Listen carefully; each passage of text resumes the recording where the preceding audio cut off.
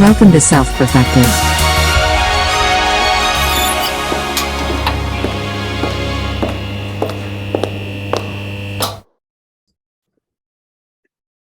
Hey everybody. We want to see Cameron's real-time reaction to this. We like to start our intros by just randomly in the middle of a conversation. Yes, we do. It's like you're a fly on the wall that just flew in the room. You just flew in, And you're like, damn, this is amazing. Like how I just joined this morning. Yeah. What Or was that Christine was talking on about? with Hazel. What? Another What was gun. the book you were talking about, Jake? No, yeah. So okay, this book is really good. I think you'd like it. Actually, I know you don't tend to like. Well, okay, how do you not like? I know you don't like to read, Cameron, but Yeah, I know you don't like to read. I know you don't know how to read. That's why I But got think- rid of all my books. you've come so far, Cameron. But no, this book is really good because it's like I know you like the like sci-fi type stuff. That's what I realized. You know what I realized about you, Cam? You like complicated books. You like a lot of complicated shit. That's what you like. But it's like there's so much going on, and it makes no. I'm telling you what you. That's like. not what it is. No. It's like I'm telling I you. like books where an idea is introduced Yeah. that kind of they call it like the novum in sci-fi theory. Tell It's me like about something this that's novum. new novel that you wouldn't have thought of before, and then the author's exploring like where can that go. So that's what I really like. It's that kind of like you're kind of like what the fuck, and then see where it goes, and then they can get. Can really you give an example? Hey, I have a great example of a book like that. Oh, I'm okay. reading it to Aristotle right now, and it's one that Reading we to found Ham? we found it in a little free library. And What did Kim say? What did you say again? Green eggs and ham. That no, is Novum right we there. found him in a little free library, and That's ovum. it's crazy. Like I don't know what to think of it yet. What is it And called? it's called like hookah or something like that. Hoka. And it's like this it's this book about different species on different planets and different galaxies and whatnot. And one of them is this race of teddy bears that are more advanced than most Kid's of the book? average systems. No, No, this is a her book. Definitely not a kid's book. But How I do you mean, like, spell it? it's not, it's Cameron's, also, Cameron's already buying it on it's Amazon. also not something, it's also not something that like, I wouldn't read to Aristotle. Like there's not a bunch of profanity or anything. But it's very interesting. How do you spell the name of it? Hoka. Okay. Like so we'll go to there's these little free libraries all over the city, and it's like in I the love library going to and the people's little yards free and stuff. libraries. When you're out in the country, you get different type of books. When you're in the woke city, you get different types of books. We kind of found the sweet spot in between them. Definitely. And so it's like, but it's like the author's name. And you read the back of the book, they're like, let's say his name is like, I don't know, Jackson. They're like, Jackson at his finest, unparalleled, There's this whatever. little fancy library, terms. little free library in a Culver's parking lot. And that one, we always find at least one good book. Okay. Who Someone's putting who the good hell- books in that we need little library. we need the answer to this question. Who is James Michener? Do you know who this is, Cameron? Yeah. Is he like cool? What do you mean? Like, have you read his books?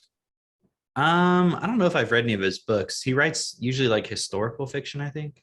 Yeah, but then he has a few so he has all these he has one called like Hawaii and Alaska and Poland and whatever. Maybe it's just historical. like- yeah. Yeah, but then he has one called Space. We found this. And then he has one called Source. And then it is crazy. But I was like, you know what? We're just gonna get these all, put them in our library, and if they suck, we're just gonna burn them. So no one ever has to read them. I didn't agree to this, but I guess that's what's happening. No, I think We have that's these bonfires, and sometimes you don't have the lighter fluid, so you need that paper. James That's why I said Michener newspaper. transports us. That's gonna so get taken out of Here's context. the source for you, okay? Michener transports us back thousands of years to the Holy Land. Epic tale of Wait. love, strength, and faith. Mhm. Was this from my book or his book? That's the source. Space or This source. is I was There's gonna not say this Hoka. did not seem relevant. Source of Like it's about Judaism. Oh. Oh. Oh. Oh. Hey, I've heard Hmm. that, that will help you learn how to run the world. Speaking of, Is this tomorrow true? 9/11. It was what? tomorrow. That's 11. tomorrow. Oh, yeah. That's never forget. Yeah. Yeah. So anyway, there's this Hoka book that she's reading there. So are you gonna keep reading it, Tim? I don't know. Maybe I'm not attached yet, but But what is the Novum in it? Okay, that's what we need to. Yeah. You're giving us some notes. Well, they just got done with the Interplanetary League of Baseball games, and Oh God, I don't think I read it. it takes thousands of years to finish the like one round of like one person winning. It sounds like and- regular baseball. Yeah, seriously. And it was pretty fascinating just how they set it all up, with the umpire race being this like race that could absorb all the information very quickly, and so they're aware of all the different kinds of rules. But then when they're in the game, there's like all these different things that the other team is trying to do against the other, because they're completely different races. So the way that they move and function is completely different from the other race, and so how you set up a game is like a little bit different. And then one race was like, hey, we need this special gas to just function baseline, because the atmosphere in this planet is different than the atmosphere on our planet. But that gas happened to have different effects on the other race that they were playing, the Teddies. And so, but there wasn't a specific rule against it in the library of rules in the interplanetary league of baseball. So there's just a bunch of different stuff like that. And yeah, but then there's one teddy bear who's there's a human that goes to that lives on the Teddy's planet, who's there because they're within the same sector. And so the humans try and like gauge what the other people are up to, or the other races. And this guy gives this one teddy a bunch of literature from the humans, and he's really into it.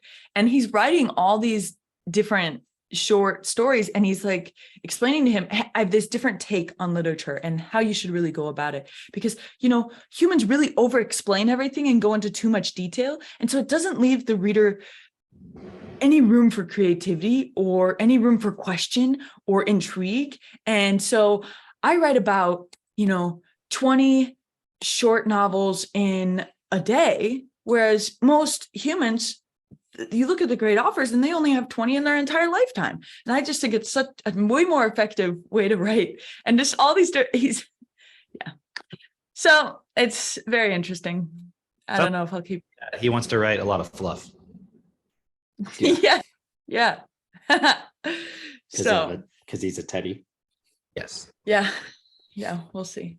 But Sounds cool. I looked it up. That there's one of the authors is kind of like, or maybe all of them are, but well, at least one of them is one I'm aware of. But I've never read anything by him. It's like Paul Anderson. It's one of the authors, I think. That's what, yeah. Like Anderson at his finest, and that's like Yeah. how they put the bound. they have interesting illustrations every 10ish pages, just a half page illustration, and it's like you can tell it's an older book. Kim, so what's your They're like 70s, 80s. Although I'm reading one right now called oh yeah, we talked about it last time, but we didn't really talk much about it. I was just using it as an example of something, but it's called Hyperion? Blood Music. Oh, Blood Music, that one. Good. And it gets yeah. like kind of similar to what it's like really intense. It's like the idea of this guy teaches his lymphocyte cells to utilize like their DNA machinery in the cell to communicate with each other. Yeah, I remember this. Junk DNA. Hey, Right. Kim, can you put on headphones? Why? Because every time you go to talk, like if one of us is talking, it cuts you out. Does it? Okay, Yeah. here. Let me do that.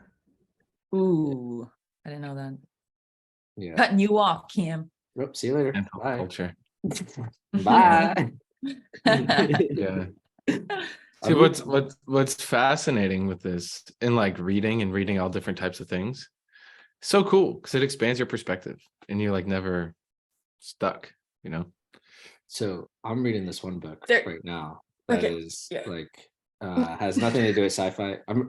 I have one sci-fi book that I'm reading, or one fiction book rather. I'm still reading Zone 23. Oh, that's a You great just book. give it up. I'm not giving it up.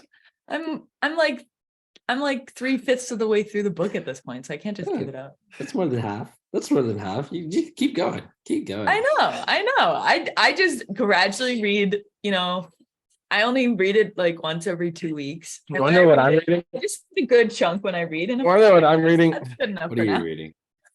No, Oh, you're not. Are you actually? that is. Look at my freaking bookmark.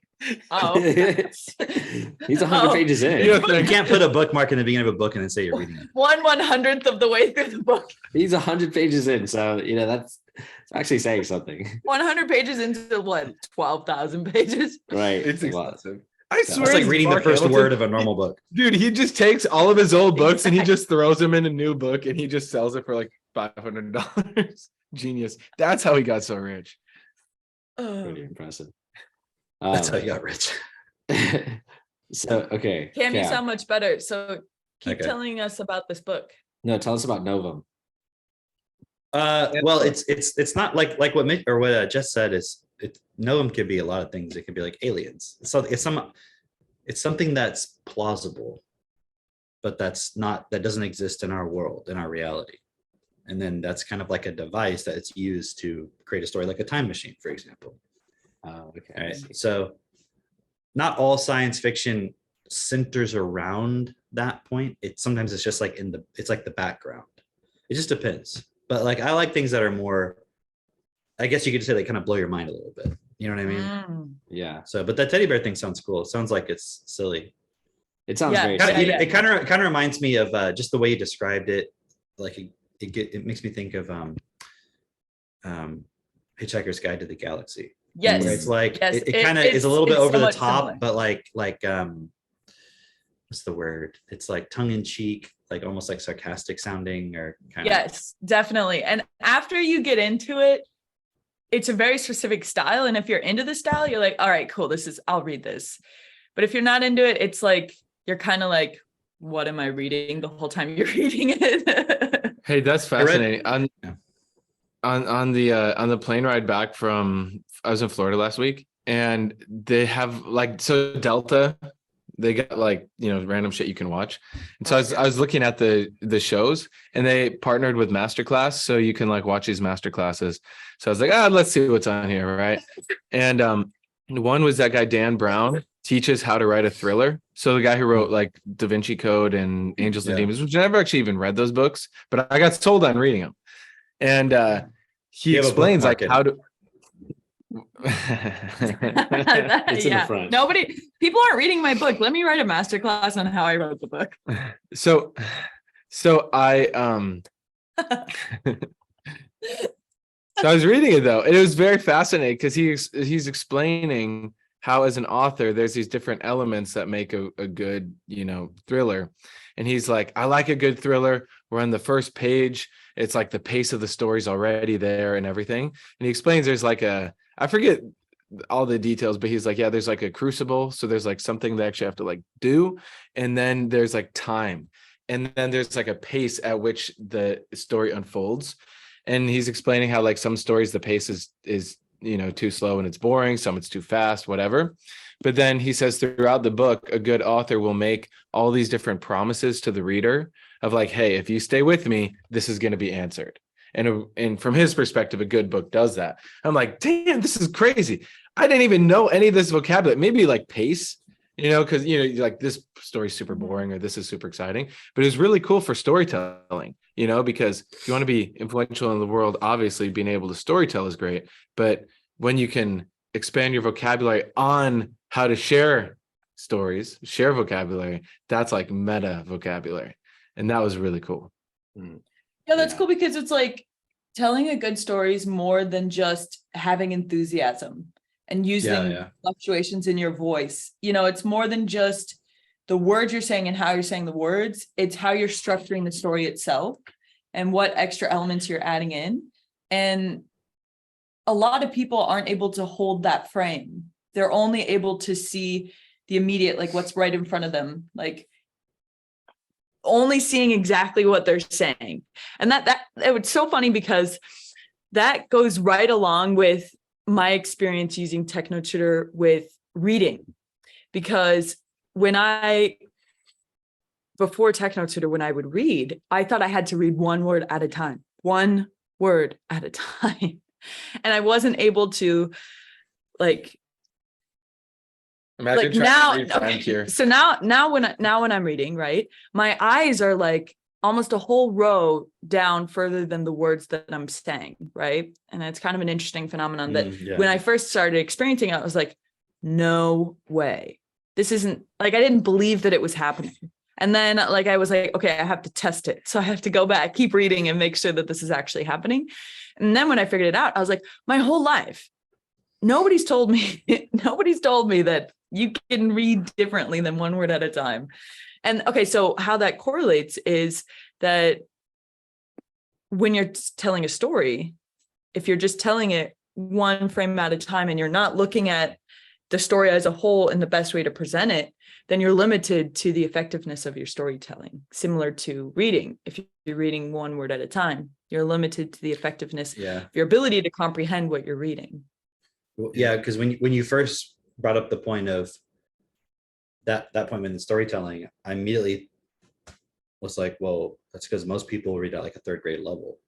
Yeah. You know, which is the point you're making. So it's like, if you look at all the ways in which we're taught to read, it's like you're focusing on the word itself in terms of when you're reading. So a child who's doing phonics, for example, is taught to sound out this word instead of just know the word.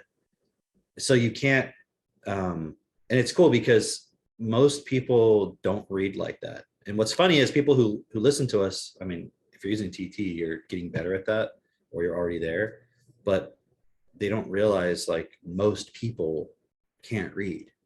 So most people are actually in that situation that you're talking about, or worse, or somewhere slightly above that or something, and they don't even know. So when we talk about like, oh, people are so dumb, they don't read anymore. They can't read, because you try to read a novel, and unless it is written in a vocabulary level that's like, I mean, think about as an author, if you write too high of a level, you can't sell your books, or you can't sell as many. Because who's gonna fucking be able to read it? Yeah. So it has to be written in a dumbed down way. Yeah, it's so unfortunate. It's so weird too. Like, you know, I've been noticing in the books that I'm reading, just the vocabulary level is just like, oh, I don't know these words, but I'm still able to like keep up with the book. But I know that if, you know, someone else is given this book, who's just like, they're not able to comprehend it, they're going to be like, this is a boring book, I don't get it, right? Like, Mitch, that thing that you were saying about pace, like, you should check out Fall. It's a really good book. The pace it's by Neil Stephenson. Katie really liked it. Okay, yeah, Katie really liked it. She recommended it to me, and I started reading it, and I was just like, holy shit. Like, immediately I was like drawn into the book. And then at this there's point, a prequel to that. There's a prequel to well, it's not really a prequel. That one's kind of more like the sequel to another book. What's that? Reamdy. It's another Neil Stephenson. Yeah, you can look it up. Okay. So I don't think it matters if you read them out of order, but yeah. Well, the book I'm reading this one, and it's just like right now what's happening is like there's this really cool concept of, you know how like right now in the world, what's going on, where you have on your Facebook, like it's curated for you, right? It takes this idea and just basically goes like every piece of information that you get. Because like, oh man, I'll just tell you this one little scene. I don't think it'll ruin the book because I'm not that far into it, but I'll tell you this one little scene that's happening right now. They're in a part of America where it's just basically something happened, an event happened, and they're in this part of America where they're talking with someone, and in order to get into this part, it's like you know how we have like during the pandemic, there were these decentralized zones or whatever, right? Oh yeah. Right. So like there's this part of America where they drive in and they have to have like a security team that will guide them through this part of America, right? And it's just a little town or whatever. But when they get there, they see a cross and it's like, oh, it's one of those burning crosses, religions, right? Can we go check it out? And they ask their guide, who's got the military might and all that. They're like, hey, can we visit there? And they're like, hang on just a second. They're looking for information. And the way that they describe it, how they're looking for information is they've got like these goggles on or whatever, and the goggles feed them a bunch of information, and they say it's curated specifically for that person. And you have an editor on one side of the goggles there, like on the other side of the goggles, there's an editor who's feeding information into you, who it's like specifically like what you like, what you don't like, this will be relevant for you, all that sort of stuff. And they filter out, because I guess at this point, the internet is just saturated with like a bunch of bullshit, right? So it's like somebody has to work through all the bullshit so that you only see things that you want to see, things that are relevant to you, not trash, right? And then they get to, basically the guy's like, oh, they have a visitor center, so potentially they'll accept visitors. So they go there, and when they get there, it's like, oh, Potentially. yeah, you can't even come in unless you're wearing specifically clothes that are unmingled, right? Because they're like, they took this verse from the Bible or whatever, and it's like CHS. They What do you took mean this. unmingled? Yeah, I'm gonna explain it. They took this verse from the Bible where it's like, you shouldn't wear clothes of different material like linen and wool. Thou shalt not mix, these materials. And these people are very literal. And so if you're wearing, clothes that have like spandex in it or whatever, they'll stone you. But their interpretation of stone you is shoot you. Right? So when they get to the visitor center, they have to put on these like bunny suits, like these cotton bunny suits that are 100% cotton, so that it's like, hey, unless you're wearing clothes that are specifically like, they can read the tag and they see it on the outside and it shows that, oh, this is 100% cotton, then if you wear this bunny suit, they'll know that you're wearing 100% cotton, and they don't have to worry about that, right?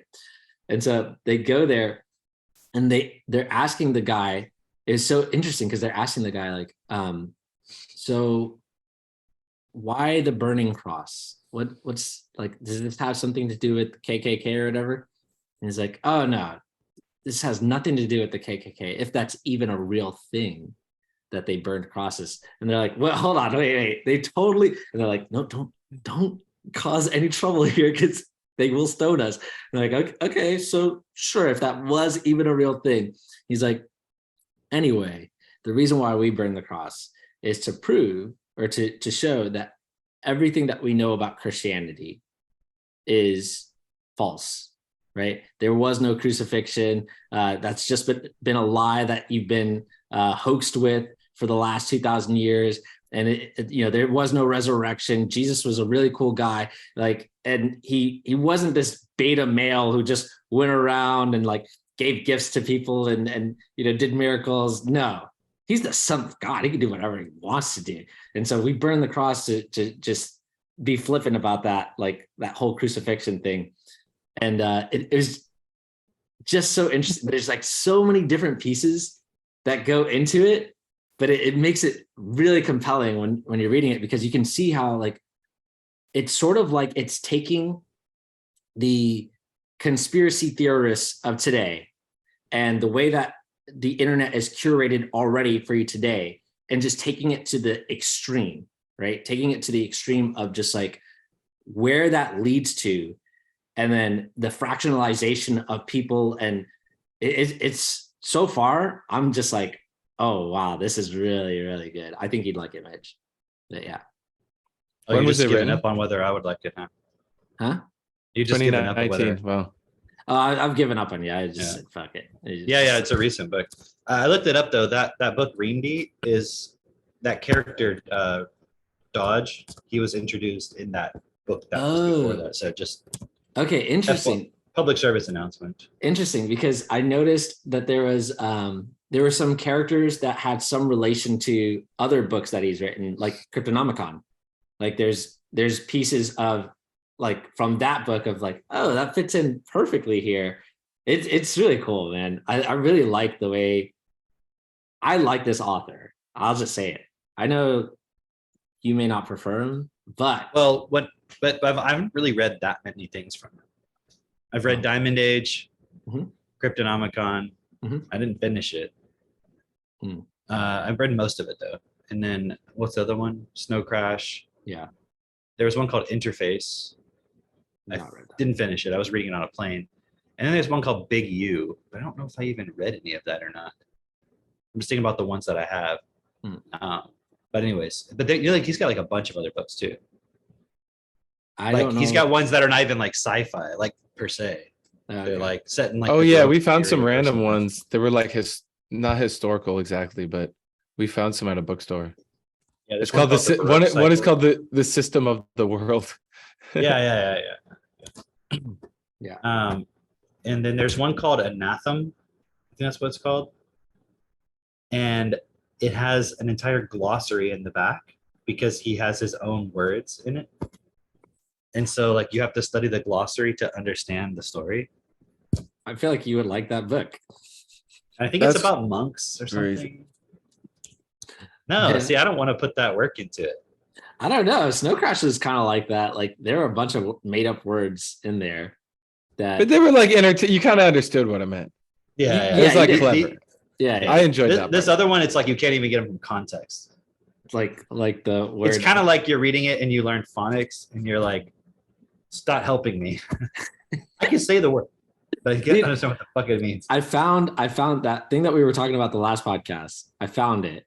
What? The story that's like if you solely base reading on phonics. Oh yeah. I saw you posted it. Right. And it was so funny because Anne commented on it and she's like, I don't know what the hell I'm reading. and then she commented again. I like her sense of humor. She commented again. She was like, was this a spell? Did I just hex myself? I just hexed myself.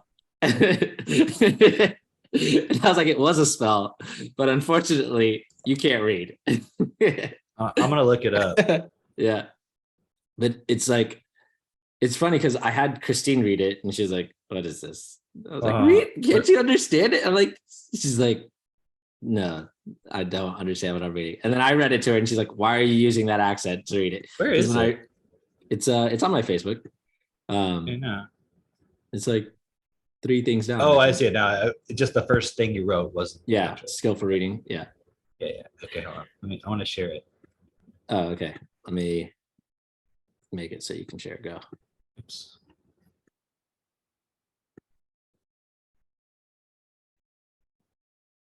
That first thing that I wrote actually was from Marilyn Yeager. Oh, I know. I was just saying it wasn't the thing itself. So but it's like she specifically put that just before this passage. Like, if you still need convincing, like the skillful reading cannot proceed slowly. Wow, slowly through the process of sounding words out. If you still need convincing, try reading this passage to yourself. And I put hint, read it out loud. Right. And at first, once upon term, der worsted ladle goal ho lift wetter murder. See, I'm already trying to say it because I know what it's supposed to say. Inner ladle cordage. Honor itch offer lodge duck florist. See, I'm just reading it. I know. That's what I was doing. And Christine's like, why are you saying it with this accent? Because I'm like, the way I read it, it's like, it sounds like a Scottish guy. Yeah, I want to say it like it's like some Drake. I want to hear hear Drake read it in a Scottish accent. This little gal orphan or a little cluck with her buddy little rat hut. And for this reason, people called her Little Rat Rotten Hut. You're like a Scottish people, Steve Irwin. Oh, people. You said people called her. Oh, I said people? I meant to say pimple. Pimple colder. No, just say the words like they're normal words. Don't try to say it. Like Juan moaning, rat, rotten huts, murder, colder inset. If you do it that way, you literally can't understand what it is. No, you Yeah. can't. If you do it in an accent, it's like, and you try to make it sound like what it is, then it kind of works, sort of. Yeah. But you would have to already understand that. But it's a cool point, because at first when I looked at it, I was like, what is this exactly proving? But then I was like, oh, right. Meaning, like, let's say it was once upon a time, but you don't know how to pronounce the word once. Yeah. Or upon, or time, or you're just trying to sound them out, but you don't already know how they're supposed to sound. You won't say them correctly, and so it'll be something that's like what they're doing is just imagine this said, once upon a time there was a little girl, but you were sounding it out incorrectly. This is what it would sound like to you, and you're doing each word one at a time. Once, once, upon, teme, and then you're like, what did you say in the beginning? So you wouldn't put it together once upon a time. Yeah. And figure out, oh, that's what it was saying. Yeah. And did we talk about this in the last podcast? Did we talk about phonics and stuff? We did talk a little bit about phonics. I just want to keep talking about it, man. It's just so ridiculous. You know what though? After that, you shared a bunch of stuff like on another call. Right. That's when I really went into it. Yeah. That was really good stuff. Of just like, okay. Not only do we know that phonics doesn't work, but then you're showing that stuff where it was just like the adults trying to teach kids with like this expression of just like, oh, like that one lady who was like, okay, kids, we are going to learn about a spider. A spider has 8 legs. And then she's like, no, that's not how you teach them. Like this. Kids, today. No. She was like, it's like she had this box, right? And she was like, oh, kids, it's a spider. And I'm like, Jesus, you're just gonna teach them to be afraid of spiders. Yeah. Yeah, I want to play something real quick. You guys will like this. I think I've showed it to you before, but I don't know if everyone else has seen it. Yeah. Get down, check it out.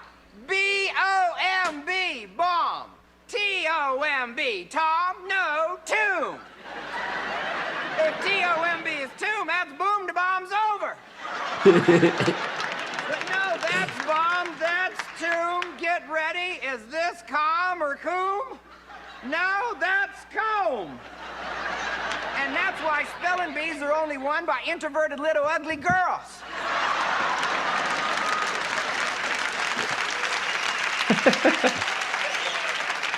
Because they're the only ones that got enough time to memorize this. C-O-M-B, comb. P-O-M-B, poem.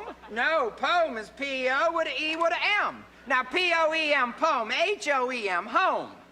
No, home is H-O with an M with an E.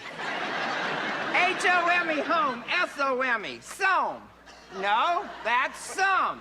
S-O-M-E, some. N-O-M-E, numb. No, that's N-U-M-B. The whole doggone thing is dumb.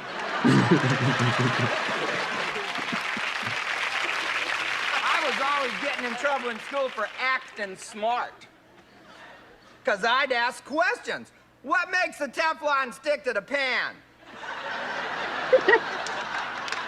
If yogurt goes bad, how can you tell? Where do contractors go right after they get your job half done? If a duck eats and goes in the water, does he get the cramps? If your knees bent the other way, what would a chair look like? Once I got an F on the question that asked my opinion. I got my opinion wrong. Well, we need to teach kids to think so they can have their own opinion. A lot of these modern questions don't have an answer. When are you alive? When are you dead? How much can you dance in the end zone? This is what makes us different than the Japanese. You see, the Japanese, they're not quite like us Americans. See, the Japanese are driven, but us Americans, we're the drivers.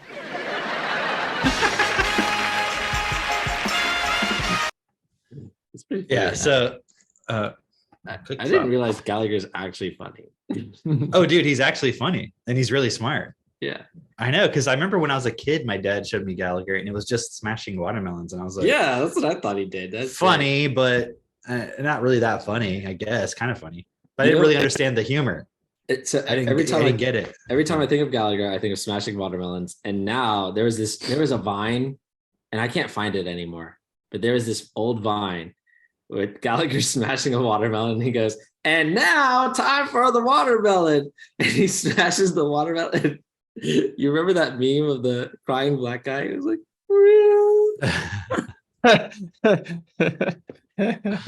That's funny. yeah. Yeah, he's actually pretty cool. I watched a few of his things in like the past year or so. He's like, I had no idea. He's actually like really legitimately good. But anyways, it just points out like that's just like 5 or 6 words. And Simple words. right. So it's like, how are you going to teach a child to memorize? And see that point he made? Like everyone knows that you have to memorize it. Mhm. So it's all about memorization, which means you got to sit there and you got to study it and you got to pay attention to that. What if you're not seeing any intrinsic value in that? Doesn't mean there isn't intrinsic value in understanding the language that runs your life. It's just, how are you going to necessarily see it? And is it very likely for a little boy to sit there and want to do all that? Not You unless know? it's Yeah. explained to him. Even if like, it's modeled. explained, dude, even if it's explained, they're like, Yeah. yeah, anyways, I just want to go like run around and catch a frog or something. Yeah, can I go smash something? Like, I want to Like, bang this um, hammer against this wall. Have you ever read Charlotte's Web? Yeah. I'm reading that with Seneca now. Or I mean, she's already read it, but you know, that's like our nighttime bedtime thing. Mhm.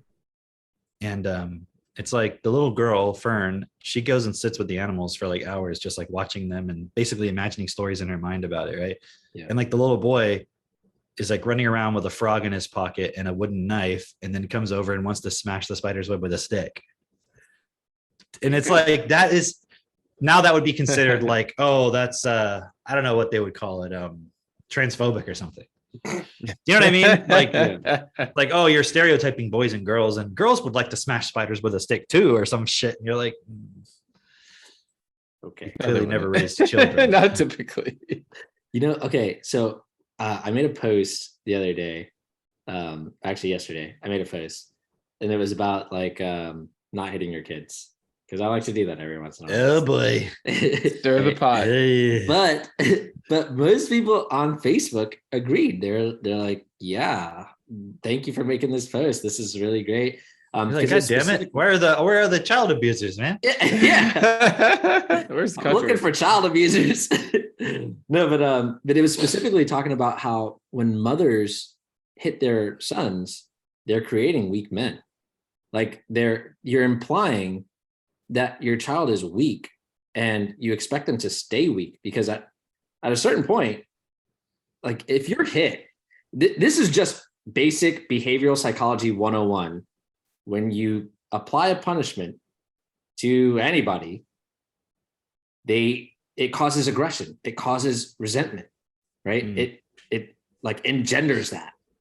And so at a certain point, your child will be upset with you for hitting them, and they will resent you, right? Like it's just obvious, right? And so you're expecting that child is not going to retaliate at all. And so a mother hitting her son, it's like you're teaching them not to retaliate and to be or to see themselves as less than or inferior or weak in some way. Like you're basically saying, and then you love this. And so imagine that in the course of like this child then trying to have a relationship with a woman, where the first woman that he loved is this person who's been hitting him and expecting no retaliation, right? And you see this a lot in the Black community, where it's just like they have an issue with, first off, fatherless homes, right?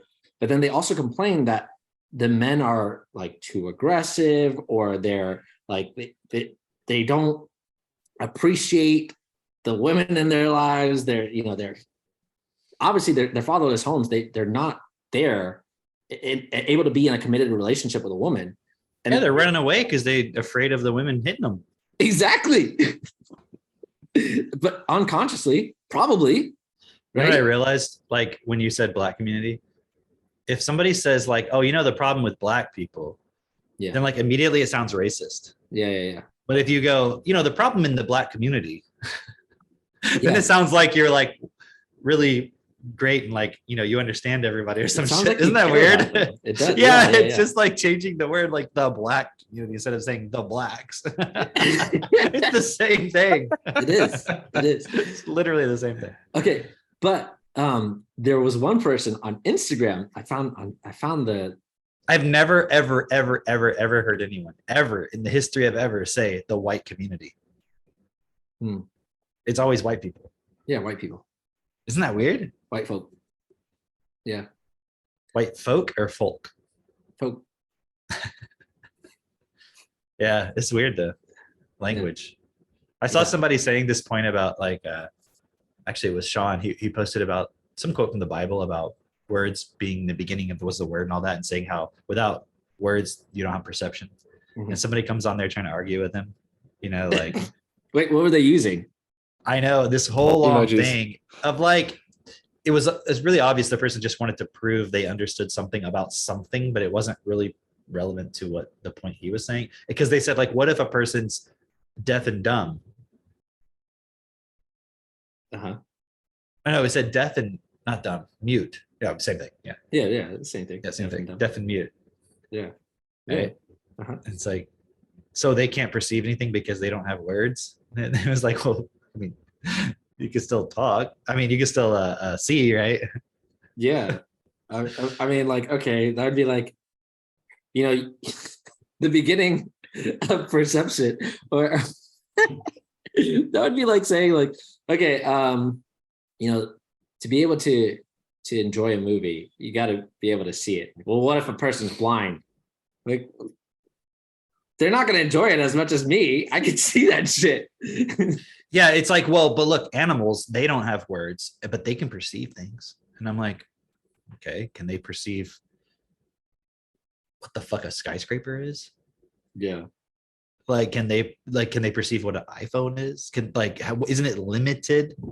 It's like, well, I mean, you said they can't perceive it all. It's like, what are you arguing? So words are not that important. And it's like, it's always, that's what the person's kind of arguing. Right. That like, so, but they're using words to do it. Right. And I'm like, it's a semantic argument, which requires specific. yeah, words. you're going into all these very specific, like, you know, nuanced details of like the Yeah. person's thing. And you're like, okay, stop. Say that without any words. It's like you are perceiving the point of what I'm trying to express with the words I use, and then you're trying to communicate and create perceptions in me with your words, and then Right. you're arguing that words are the key to perception. It's silly. It's In the past, I used to then like go into it and just like debate them. Now I just realized like you can just kind of tell. Maybe I'll go back and forth once, give them a little chance. Yeah. And if they're still just dumb, I'm like, okay, delete. I mean, And you're then online. it makes room for new people.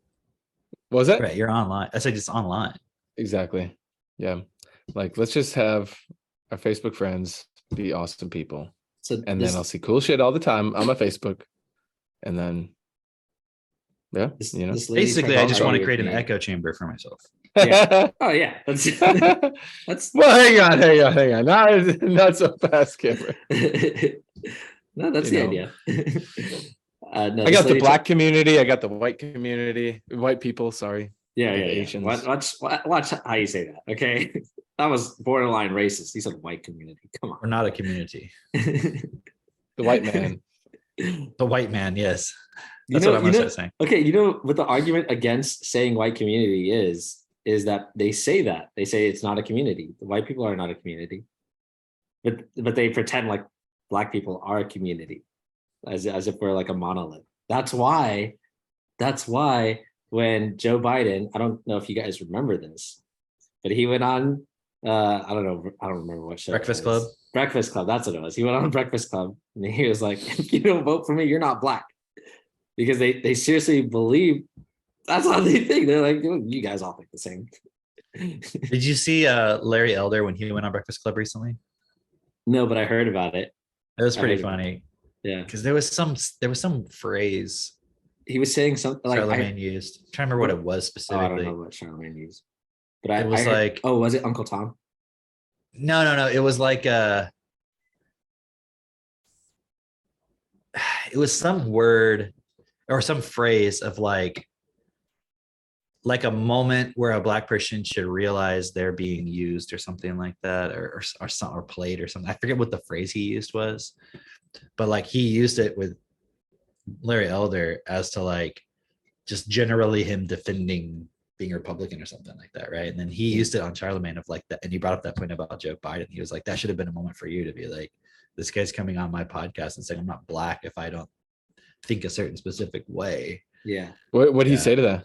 He was like, it's like it was kind. I think it was something along the lines of, well, I mean, I'm just here to hear people out, and like listen. And it's always that kind of like, I'm not Take there no to responsibility. I'm not there to challenge Joe Biden and push back, but he's not applying that same thing to Larry Elder. right. So it's kind of like, Right. well, it's like, why didn't you say anything when Joe Biden was like, you're not black if you don't know who you're voting for? Like, why didn't you immediately, like, if like Trump had come on there and said that, they would have would've been pushed like, back. you're a racist. Like, how dare you say that? But they Right. wouldn't say it. So it's like that thing where it's like if you go on Fox News or something, let's say you go on CNN and you're trying to have a real conversation with the anchor. That's not going to happen.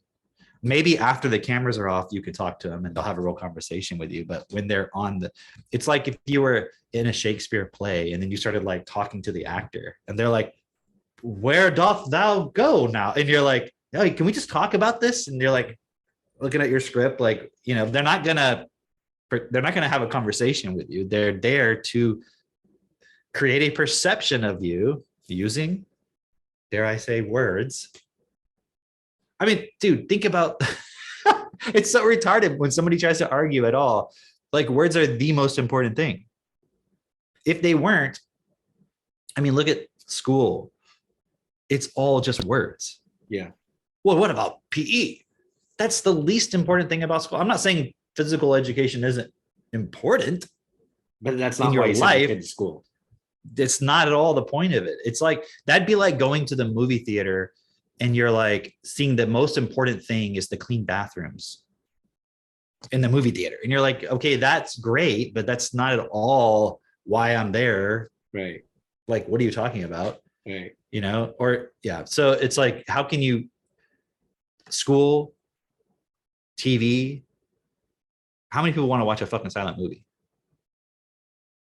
Like back in the 20s or whatever, they couldn't wait to get sound in the movies and like be able to put the dialogue and all that. They were like, oh, finally, people don't want to watch all these fucking pictures. But a picture's worth 1,000 words. If that were true, Hollywood would not have dialogue. Right. Like, give me a break. That's hilarious. That's hilarious. Have you ever seen that movie? There's that one movie that's like no words, it's silent. Samsara, something like that. Samsara. I Samskara. think I know it. Yeah. It's Is like- it Koyana Scotzi? No, that one definitely has one word the whole fucking time. Is it just Koyana It's Scotzi? literally that the whole time. What is that? I don't know what that is. What? like a We Philip definitely Glass talked about this movie. before. Yeah, we Maybe talked it about was- some. No, it was on another meeting. We were talking about music. I'm pretty sure it was on you this brought up podcast. Koyana Scotzi. No, it's something. No, you brought it's a Philip Glass. You're talking about for Keith. Yeah. Keith was really into that. Yeah. Shout out Keith. I actually like Philip Glass. I don't like Koyana Scotzi. Oh, okay. Yeah, the movie was the movie's intense. It's like a documentary, and apparently Koyaanisqatsi means like world out of order in some language I don't understand. Okay. All right. And so it's like this giant documentary of like it'd be like nature, and then this, and then that, and then all of a sudden it's like warfare, and then it'll go back to nature for like 2 hours. I had to watch it in some class in university, Oh, and the whole Nice. time they're just saying one word: what's the word again? Koyaanisqatsi. No. Okay, Cameron, if words are so important, how come people go to the symphony and listen to the music from Beethoven? Okay. Hmm. Cameron? Philip Glass? you know, got Aphex me Twin. there. Philharmonic Orchestra. You got me there. You know, what's interesting though is how would you know which symphony to show up for or what night? Just follow the music. I just hear music in my head, man. It's like And also, like sounds. Beethoven was deaf, wasn't he, at the end of his life? So how did he make the music if he couldn't hear it? They say Well, that he put his ear- isn't music in notes to the actually a form piano. of words because it's symbols? Right. Well, if you write it down, now you have words, right? So those are words. You put that on paper, and now anyone can play the music later, like 10,000 years later. Right. So it's actually symbols. I just found this thing I was trying to tell you guys about before. Wait, no, this isn't it. Wow. Damn it. Cliffhanger. I thought I found it, but I didn't. Cliffhanger. No, there was this movie. Open loop. There was a movie. Okay, unless it's some kind of like Mandela situation, or is it Mandela effect or Mandela effect? In your timeline, is it Mandela? Wow, that's a Mandela effect in itself. I It's always thought it Mandela. was Mandela effect, but it's actually Mandela effect. It's Mandela. Why would it be Like Nelson Mandela? Mandela. Did Cam I freeze? have no Cam froze. fucking Look at that. That shit's so weird. See, I never see even Elon what Musk. realized. happened. He was asking about our timeline, and they took him out. They're like, You know, "Nope." it's Wow, Cameron, fucking glitch in the matrix right now. Are you the same Cameron from like 5 seconds ago, or are you a different Cameron? So, anyways, I was How talking about into Neil Stevenson I are was you? I was talking about the Fandela effect. Okay. Yeah, obviously we know that that's what that is in this timeline. No, but I know it's the Mandela effect. It's like if in your time, in one timeline, Mandela existed, in another timeline, Mandalas existed, but you can't have both at the same time. I think that's the idea. No, there was this movie. Okay, I remember I was In talking. another timeline, Mendelbrats existed. Yes. Do you know about the Mandelbrot set, Mitch? It's not even a knowingness. It's like an automatic. I still don't know if you do. Is know that a about it. yes or no? Is that a- could you give me a yes or a Of no? course I do. It's a fucking Okay. fractals. I used to watch. I don't that know. shit Some on- people. You search YouTube. I high used to quality smoke weed Mandelbrot and just set. watch fractals. That's exactly what he said. That's literally how I know about Mandelbrats. Okay. Anyway, so there was Oh. this. It's like a movie / documentary. I thought it was like Danish or some weird country over there. This guy goes to India and he like has this whole feast. Like he's at a table, he's like eating all this delicious feast in like the middle of like the red light district or something where it's like extreme poverty. And I can't find this fucking movie. I'm like, does it exist no matter what I search? Can't find it. And There's I thought I probably some found AI it. now where you can like put in that and then it like reverse engineers it. Apparently there's one where you can sing a song now and you can just like hum part of it and then it gives it to you. Maybe the problem is I'm assuming it was in India. Yeah. Maybe, was it called Poor Things? Controversial Danish It's not Poor Things. movies. I don't know why I'm assuming it's Danish. Maybe Shouldn't Maybe you it's search like Dutch. eating, food, feast, red light district? Hey, why do they it's- call it the Um, red light district? Anyway, while you're looking for that, I'm gonna tell you about Wait. Why do they call it the red light district? I have to know this. because they have red lights on. That's it. Yeah, they put a red light to show that they're working or something. Yeah. God. My innocence Haven't you is listened not to that completely gone. movie Roxanne or that song Roxanne? That's movie Roxanne. Haven't you listened to that? It also movie? is a movie, but That's there is a what movie, it actually. means. There actually is a movie. God, wow, that is so fucking funny. I've heard that song so many times, but that's like when you just hear a song and you just hear the words versus you hear a song and it actually clicks. And I'm like, oh, wow. You just thought it was like a guy laying in bed with his wife and like he had some Hashtag book thanks, lights, and he was Technotutor. like, Roxanne, you don't have to put on that red light. You could just put on any other color of light but red right now. I was thinking he meant red light, like she's like, whoa. Oh, put on she's the like brakes, a buddy. construction worker, like putting up green lights, like red She's like a- lights. He's like, she's you don't like have a to put up that traffic red light. There's already a stop sign. He's very impassioned. She's like an interior designer. She's like trying to design the home. She's like, whoa, whoa, whoa, don't put up the red light. Those days are over. Hilarious. Wow. Never wow. been to Europe? Have you ever been to Amsterdam? I'm shocked. No. You've been everywhere I'm- else in the deep depths of the I've definitely not been to China either, Christine. Okay. So I've not been everywhere else. But no, I've not been to Amsterdam. Probably for the best. Probably. I don't know. for the Drake, didn't best. you have some story, Drake? If you went to Amsterdam and you ended up on the train, you're going some other place. I did not end up in Amsterdam. I tried to go to Amsterdam. It did not happen. That's what Well, happens. I'm gonna wait until we have a self-perfected clubhouse in Amsterdam, then I'm gonna go there. Otherwise, really no point. Yeah. Okay. Here's what I wanted to say. I've been reading this book, another book. It's called Unconditional Parenting, right? And the beginning of it is really good, actually. Really good. I think it's called Unconditional Parenting, something like that. Anyway, the beginning of it is really good because it brings up this point of how parents will try to use love or give their children love on condition of how they behave. And so it gives this example of like, your kid is acting out, they're throwing a tantrum or whatever. What do? Do you still do your normal bedtime routine where you, bathe them, you read a book to them, all of that? Or do you now take that away because they've been acting out and you need to put your foot down and show them that that's not acceptable behavior, right? And it brings up this point of how it's really like this, there's this underlying belief within everyone of sort of the behavioralist view of psychology where people make decisions based on solely based on I got a reward or I got a punishment. So this behavior was rewarded, this behavior was punished. And it doesn't take into account that there's so many underlying things, especially within a child, that's like you've got all these emotions that are, coming up within you that maybe you don't have the vocabulary to express or to even understand. And it just comes up as this like feeling that you just like, now you're throwing a tantrum. You can't express what's within you, right?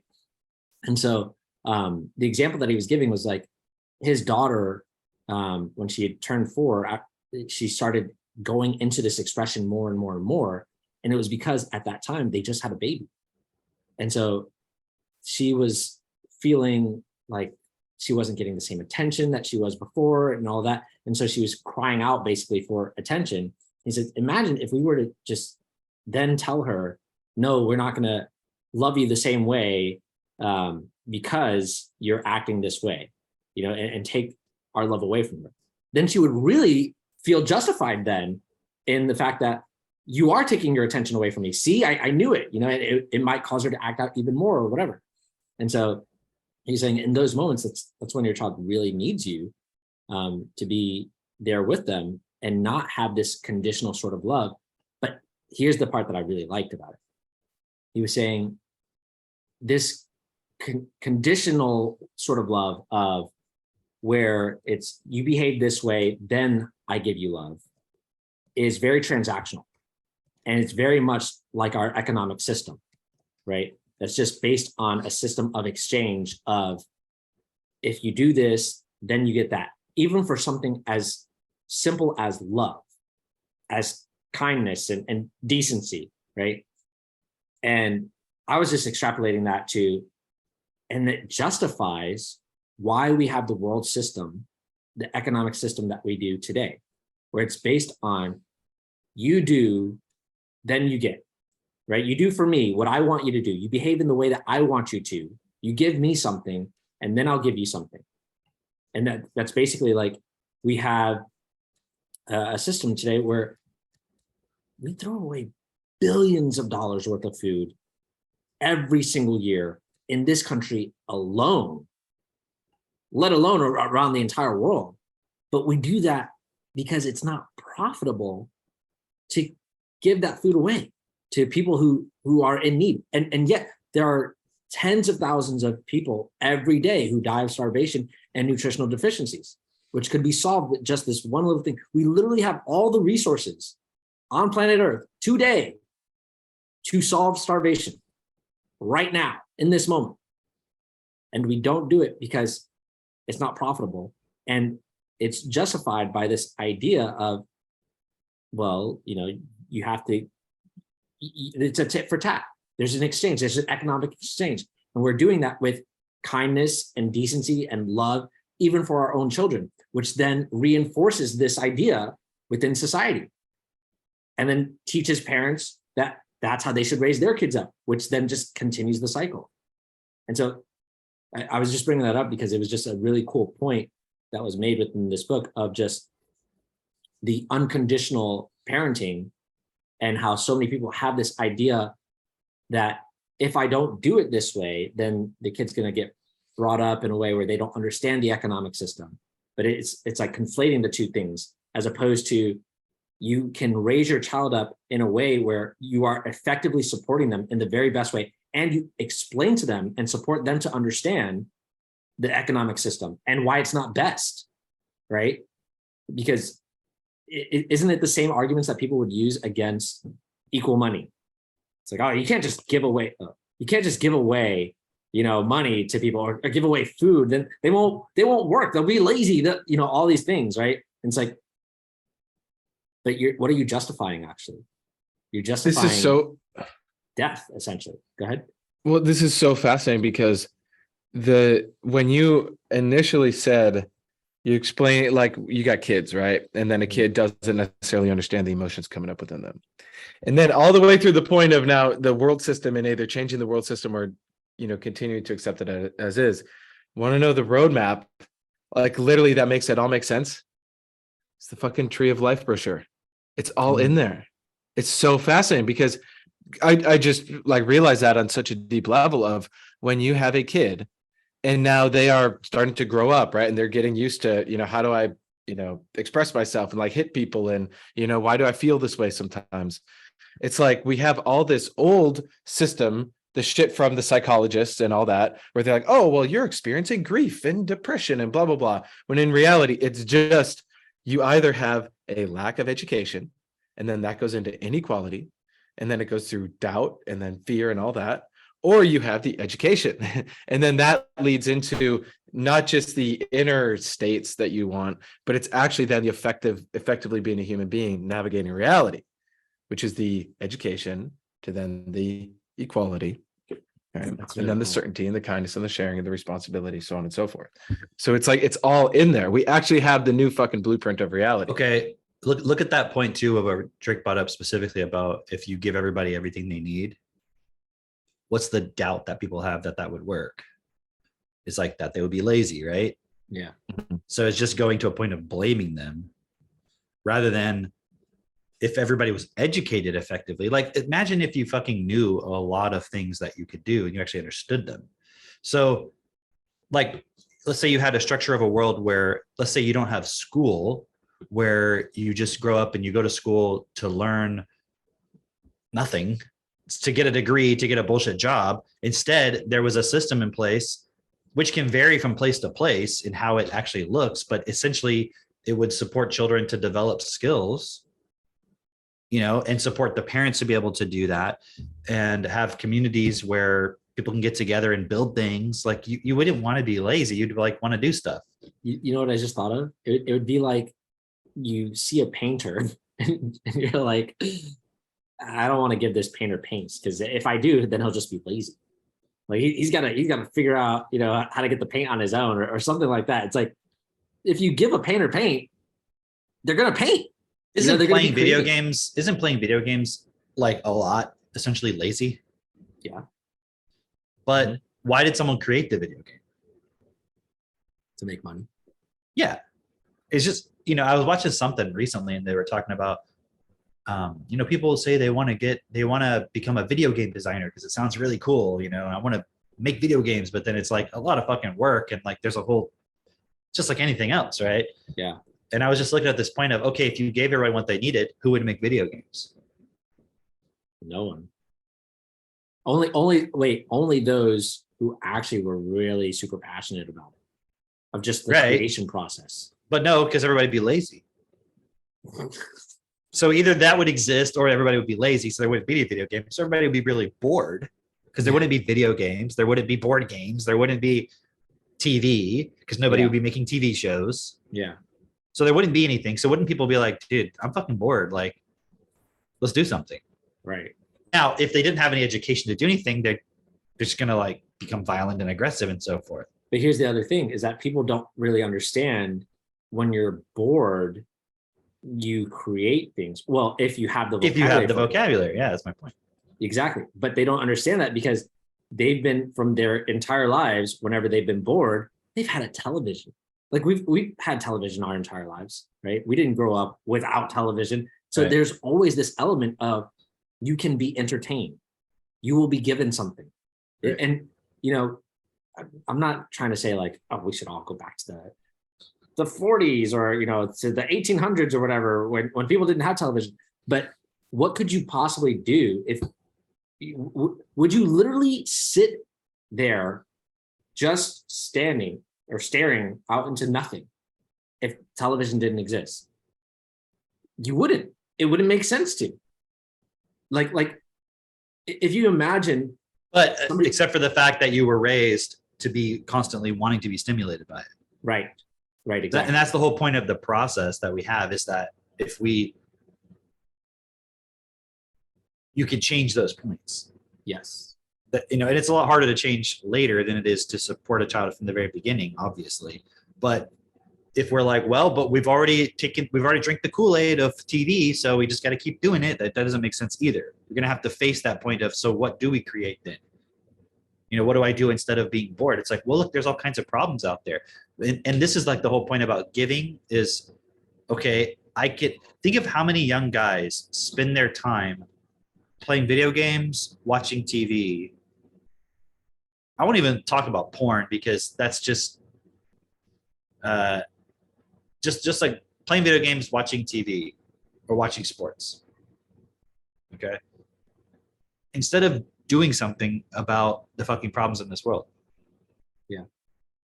Like it's so much potential wasted. So the idea that if everybody had everything they needed, everybody would be lazy, that already exists because people are in competition for survival and in fear and in lack of education. They're in the state of inequality right now because they're like, what can I create? Nothing. Like, so I'm just going to entertain myself. Yeah. How can I create a relationship? So I'm just going to watch porn. Think about that. If you had an effective education about how to be in a relationship, you wouldn't need to do that. And I understand once you do it, it becomes an addiction. And now you're at a whole nother level of participating in the point. Yeah. So even a guy who's in a relationship could still be addicted to porn because they're not effective in the relationship. But it all comes down to your understanding of what you're doing and what you're creating within it. If you were being creative all the time and you're being creative in your relationship, you wouldn't have time for that stuff. You wouldn't have time for video games. Like I don't play video games. I don't play or I don't watch TV. Doesn't mean I don't ever watch like a YouTube show or a channel or something like that, but I'm not just sitting around watching pure entertainment stuff. Yeah. You know what I mean? It's like while you're driving, you're listening to like Tim Cass talking about the latest thing that happened with Trump or whatever, or some World Economic Forum or whatever. Like, you can utilize these things. It's just when it becomes a point of, I'm just going to sit and entertain myself, then you're wasting the time where you could be creating something. Of course, why do people even want to create stuff? And we're so fucking like, our entire idea, our beliefs about what we can do is so based around how can I make money to survive equal how can I get a job? Yeah. Not actually create something. Yeah. You Or know? create And you something don't- just so you can make more money and create Right. jobs and have some status, quote unquote. So stupid. But then even within that, really look at that for a moment. The person who just is like, I'm going to just create something like a company or a business or something so I can make a bunch of money. Hmm. Are you doing it in a vacuum? Hell no. It's all You're doing It's all interconnected. So not even, I'm not even saying you're not, I'm not even just talking about the point of how you're competing with other people, like other companies that are doing what you're doing. I mean, let's say you get to a certain level and you're having an effect in the world, in the economy and so forth. Don't you think other people who are like at another level are like, hey, you can't just do whatever you want? Do you know what I mean? Like I just saw Amazon's being about to be sued by the government for like antitrust. Same shit they did to Microsoft, isn't it? Yeah. Right. So it's not like they can just be like, we're just going to become the most powerful company, do whatever we want. There's other people who are like, hey, slow down there. You got to play by what we want to do too. Yeah. And so you can't just go into it and like, oh, I'm just going to do what I want without considering everything. You see what I mean? So I was talking about this before. It's like these guys who want to just build a company. Because like we haven't even talked about that. Do you want to talk about the Patrick Bet-David event? Yeah. I don't think you talked about like this is your first time back. Right? Not on the podcast, no. Yeah. But anyways, maybe you can just share some about that because I have some points I wanted to bring about it. Yeah, like it's interesting because I've been going to events for a long time, since even before I met you guys at Gin. Like I would go to, Ty Lopez events, Grant Cardone events and all that. Cause I was like, in the past, I was always like, oh, if I can just be in the room, I'm like learn the thing I need to know. Then I realized, okay, that's not how it works. But now I realize, okay, it is cool to go to events. Like ideally, once a month, I'm going to an event. It's just I'm not at that point yet. But it's a really good place to go meet people who are questioning, people who are also willing to go travel, stay in a hotel, invest in a ticket. Like you find, let's say, teachable people at events typically. What's interesting though is there's like levels to it. And I would have this conversation with people. I've learned how to more effectively like filter people.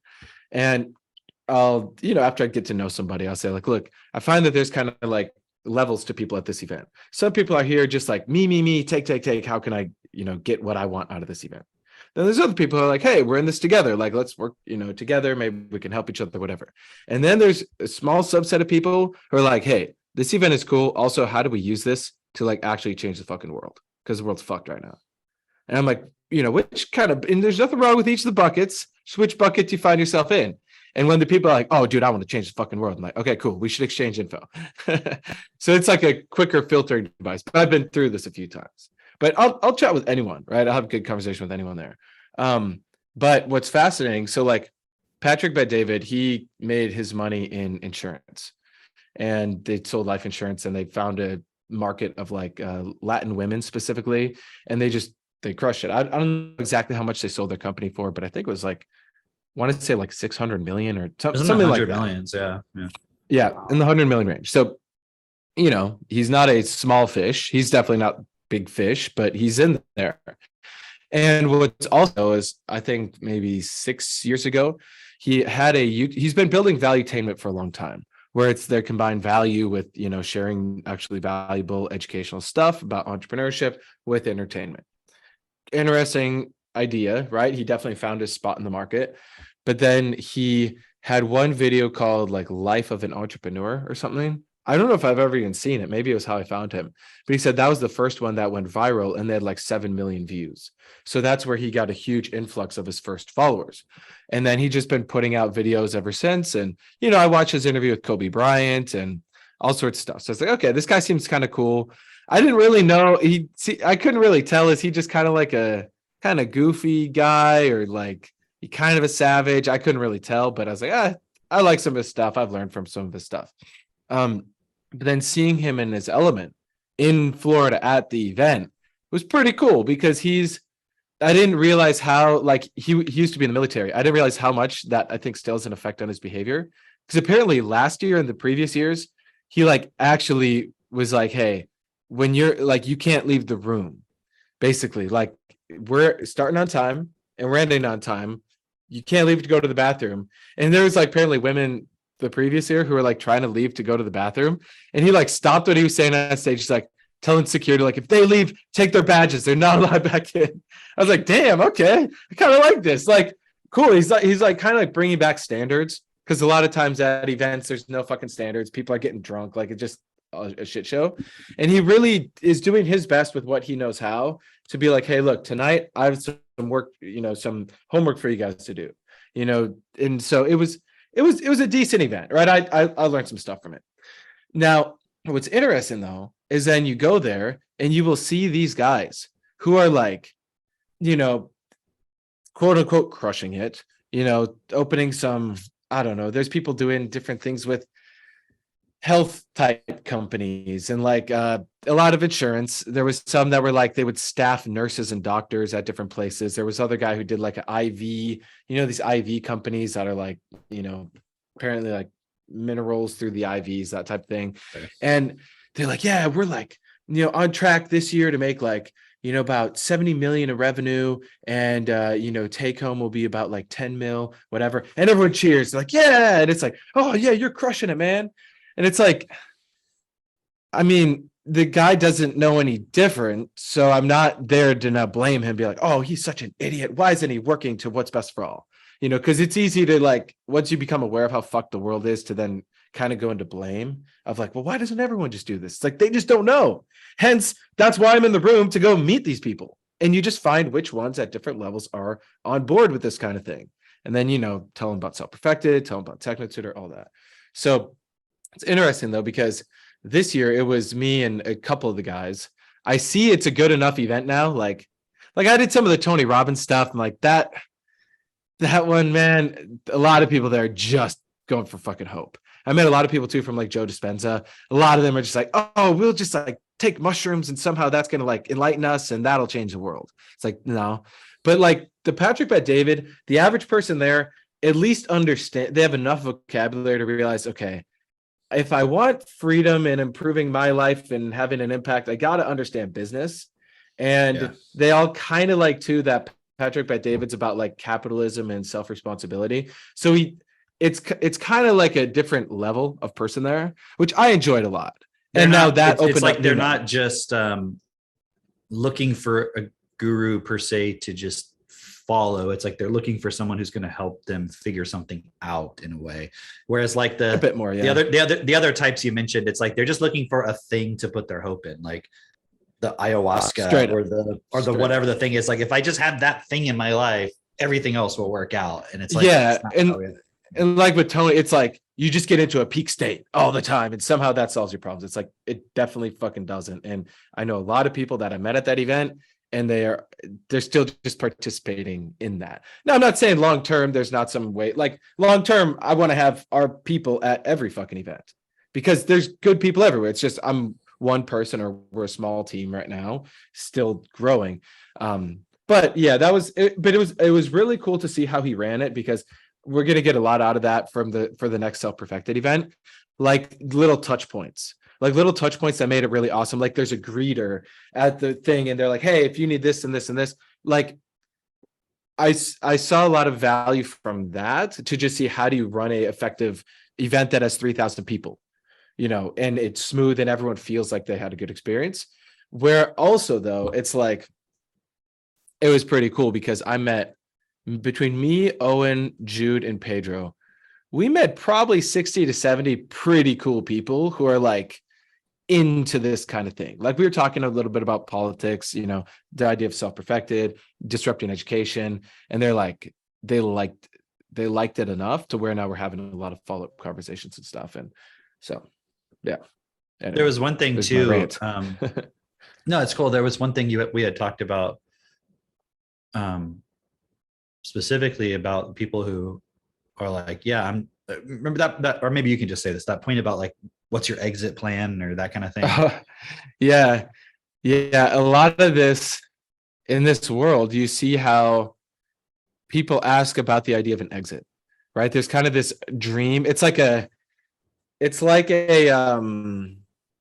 variation of like success in this world now. You know, because a lot of people are like, oh, I'm going to just work my job, get my 401k, you know, buy some Amazon stock, and I get to retire at 50. And that's like one version of quote unquote success, which is a fucking. Well, that's also an exit in a way. It's like I'm building this thing, which is just creating enough retirement for me so I don't have to do that anymore. Right. And then they're just sold on this fucking lie of like, oh, I'll just retire early. And somehow that's a fucking, yeah, but it's that exit mentality. So now in this realm, right, where there's even more money and people are like, oh, yeah, you know, well, because Patrick exited his life insurance company, so it's kind of in the ethos. It's like in the collective consciousness of the room, let's say. And it's like, yeah, sometimes people would ask us like, oh, cool. So you're like doing education. Great. Okay. How's the business set up? And, I just tell them enough at a high level. But I just got to show it to you so I can get them one-on-one. But like, okay, so like, what's your exit? What's your exit plan? Like, who would you sell to? Whatever. I'm like, there's no, like the exit plan is fucking change the system. It's like exit the current system and Exit the have matrix. implemented a new system. Yeah, exit the matrix. And they kind of like the matrix thing. So like, okay, so it's like this. It's so funny because they'll like jump to, oh, so it's like this. I'm like, no, it's not like that. Oh, so it's like this. I'm like, no, it's not like that either. It's like beyond what you can currently see. But like, let's sit down sometime. When's a good time to chat? Yeah. And most people they're like, okay, cool. Some people are like, no, like I need to know. I need to know. I'm like, okay, well, what do you want to know? And then you just don't tell. You like keep the mystery. It's kind of fun. But yeah, it's like everyone has this fucking pre-programmed idea, at least in that room, of like, you got to be able to sell your soul for some amount of money. Come on. It's like there's some level to it. So anyway. Yeah, it's just a retirement plan at a higher vocabulary level. In terms of higher vocabulary, meaning business Yes. versus a job or something like Yes. that. And so it's like getting through to people who have that higher vocabulary, who know how to make money at a different level, helping them understand, the system has to change, because you could build a company, you could sell it and make a lot of money. You have a family and kids, but then your kids are just going to get brainwashed by the system. Yeah, so that was also, it's like in telling the story, right? Because when you're at an event, you get to tell the story 100+ times, so you can keep tweaking and seeing like what's working with this type of person and everything. I was basically explaining to people how it's like there's no point ever to why we'd want to sell what we have. But it's like, imagine now we have a giant war chest, and now there's 10,000 of us, and we all have $1 billion. And now we can then start saying, okay, look, let's say now we want these people to become mayor, and these people to become governor, and these people to run for Senate, these people to run for Congress. It's like, now we have a war chest to do that. But the most important thing is we actually have an educated voting base. Because let's just say we try and do that with the current level of everyone being stupid. Of course, you'll just get painted as, oh, there's that extremist group trying to do this. And so it was like they could grasp that enough to where they're like, oh, cool, I kind of see what you're saying. And then you just get them one-on-one. It's also like this idea, like, okay, if you're going to exit a company, somebody buys that company, right? Like, I'm going to exit to BlackRock, man. I'm going to show them. right? Like, They're like, how many black CEOs have you had? yeah, like who would want to buy your company? Like, and why would they want to buy your company? Is really what I'm getting at. Is like, okay, because I was just thinking, we're in an industry where there's always going to be a need for education. Always. Like, that'll be evergreen no matter what market or It's a fundamental of life itself. Exactly. You have to understand. And it's getting some French toast right now. Oh, check this out. Oh. That's an education right there. Damn. Oh man. Sorry guys. Can't continue the podcast. Gotta go. Drake's been hijacked. Yeah. But what I'm saying is like, all right, somebody buys the company for what reason? Because they see the long-term play, right? Like, why can't these people see the long-term play for, well, obviously for what they're doing, it's like they don't really care about it or whatever. They're just doing it to make money, versus what we're doing is like, because if you think, Because if they actually cared, like, let's just say you had the IV company. yeah. Okay, just as an example, and there's like minerals in there, right? Like, okay, you sell it. Do you care if those people then go, you know what, we could make a lot more money if we just put these synthetic minerals in the IV drips rather than the other kind? Like, Right. you don't care They if they don't do really that, fucking care. right? But that would just show you it's just about the money. It's not that money is bad. It's just if you're only considering that. And see, but you'll say all these things. It's about impact and this, and we're helping people with their health and all these. You say all those things, but it's just It's a morality bullshit. Yeah, It's just a marketing it's a story. morality It's like you don't- marketing shit. Yeah. If you actually believed it, you'd be like, no, I can't exit because I need to make sure that there's integrity within this point. And that's the point of my life, is to make sure this is best. Okay, do you remember? I remember seeing on Yahoo News. This is how old this is, right? But on Yahoo News, they had this main headline story, and that was Mark Zuckerberg turns down $1 billion, right? Like he was offered $1 billion for Facebook and he turned it down. And I specifically remember my uncle saying, that guy's an idiot. Right? Right? But Yeah, an idiot didn't build Facebook. Right. Right. But the point being, like, what does Facebook actually have that's even more valuable than $1 billion? The attention of fucking almost 2 billion users. Exactly. Exactly. And so they're worth way more than $1 billion, right? But they have control over people. Like when you get to billions, like I was watching that little interview. I don't even know who he was being interviewed by, but Mr. Wonderful, right? The Kevin guy. O'Leary. O'Leary, there he is. Right. And he was saying, like, he was talking about how when he was making his first million, that was impossible. And then, you know, to get from 1 million to 5 million, it was just like, that was easier actually. And then from 5 million to 50 million, it was just like, that was even easier. Like he didn't even really have to try. All you have to do is care. And then from, 50 million to 100 million, it was just like, wow, like I just wanted more time. Like it wasn't hard to build business and make more money. It was just, I'm like now looking for more time. At those levels, what I'm saying is at those levels, it's like, more money isn't going to do anything for you, actually. At that level, it's, okay, what do I want to create? Like, what do I want? Like, what is my purpose within this? What am I doing? And so you're looking for more power, maybe, and that's what Facebook has for sure, right? But what I guess the point that I'm making is like, I'm looking at examples of Elon Musk, Mark Zuckerberg, Bill Gates. They didn't exit their companies. None of them exited their companies. Well, Bill Gates left Microsoft, but you say left. but he still works in all that stuff. Yeah, you could say he left Microsoft, sure, but like when after 40... but just to make the point, he took that money and he put it into something else so he could have more influence. He didn't just like, okay, thanks for the money, now I'm just going to retire and spend all my money on Ferraris. Like he went and took it and was like, okay, I need to go to the next level. So it wasn't an exit as much as it was just him going to that next point of, because now he's doing nonprofit, so he doesn't have to show profit. He can do a lot of things that he couldn't have done just in Microsoft. Right. So the point being, it's just like that mentality is like, it's the same mentality of wanting to go to heaven, essentially, right? This idea of like, and then I'll get to heaven and then everything will be perfect and fine. It's like, no, that's what we're building right now. We're building that now. There is no afterlife or whatever. There's no exit. It's building it now and creating that now and putting your life force and energy towards something that matters now. Why are you waiting till heaven? See, you have to believe in, you have to have some kind of belief in heaven, God, because then it's like, this is just temporary. So my forever point is going to be in heaven. So I don't need to worry about what's going on here. I could just think in the short term.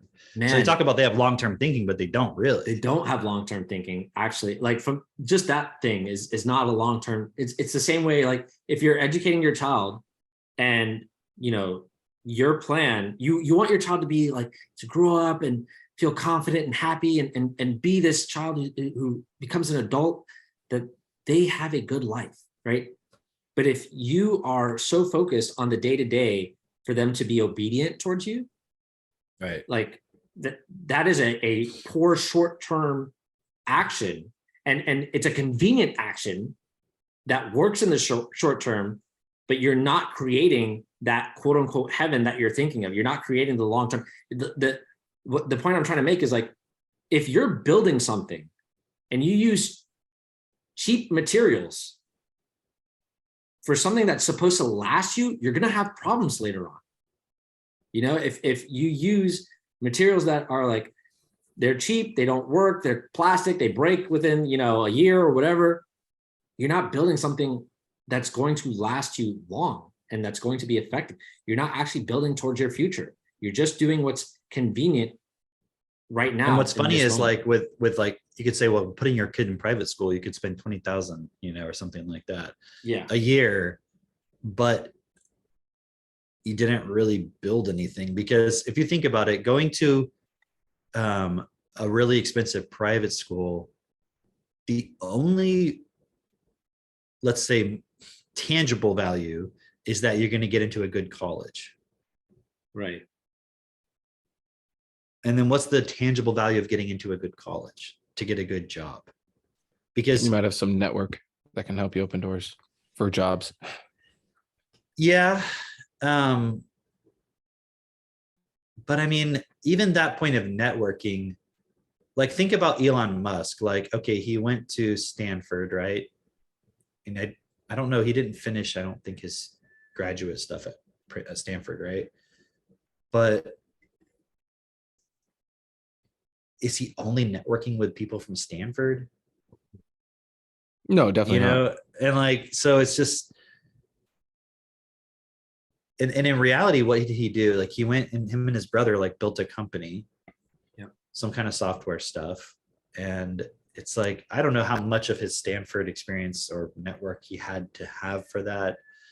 It just, and plus there's plenty of other examples where a person didn't go there, didn't do that. Like Bill Gates left Harvard. Mhm. And he went, I mean, I guess you could say he met his other friend in school or whatever, but again, yeah, it's just network. It's not like the stuff you learn in school per se. In fact, even that point with Bill Gates, it was the stuff he did in his extracurricular at school. I mean, yeah, I understand it was through the school, but it was something funded by the parents. It was something that if the parents wanted to, they could have done it outside of school anyways. Mhm. Do you know what I mean? Like, they had money, so they could have created like their little computer club outside of school. It wasn't something that you needed. You don't need to go and sit in a school classroom all day. So if it's just about networking, is there more creative ways? Is there other ways to do that? So it's kind of like interesting because people look at college and they won't really question you. Well, yeah, the education is not important, but the network. It's like, so that's what you're doing. So it's not about what you're actually learning. Do you know what I mean? It's not about that. And it's like, well, but if you can handle like being in the school and doing all the classes and all that, it shows that you have discipline and knowledge and all that stuff. And it's like, yeah, there's other ways you could demonstrate that, to the point where even companies like Google and so forth are not necessarily looking for college degrees anymore. They just want to know, can you do this programming or not? Can you make this program? Okay, you can prove that. Cool. Okay, we'll hire you. Because they're not looking for this like ethereal aspect of what you get from it. It's like, what's the actual tangible thing? Okay, you can develop that skill. Cool.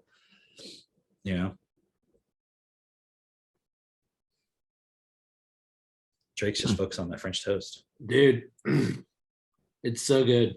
It's my favorite thing. It really is. Like, Christine makes an amazing French toast. I'm gonna look up why it's called French toast. It's from France. We call it freedom Like, toast. why in our house. why is it called French toast? Just like here we go. French fries. They're from France. Duh.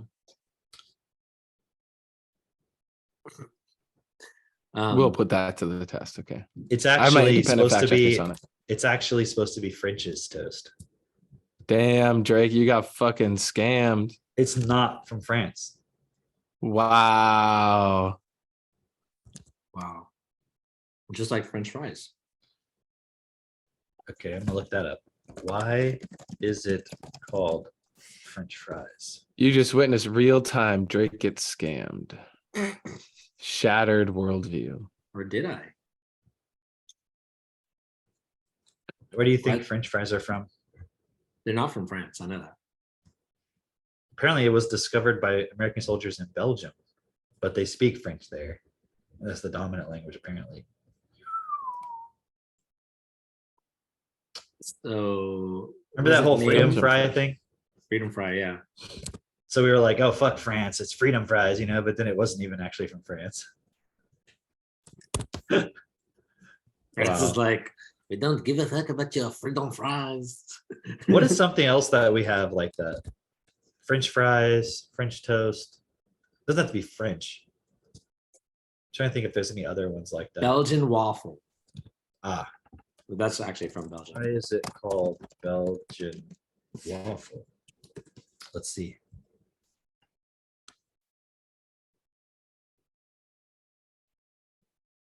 Or Dutch pancake. Or Wait. what?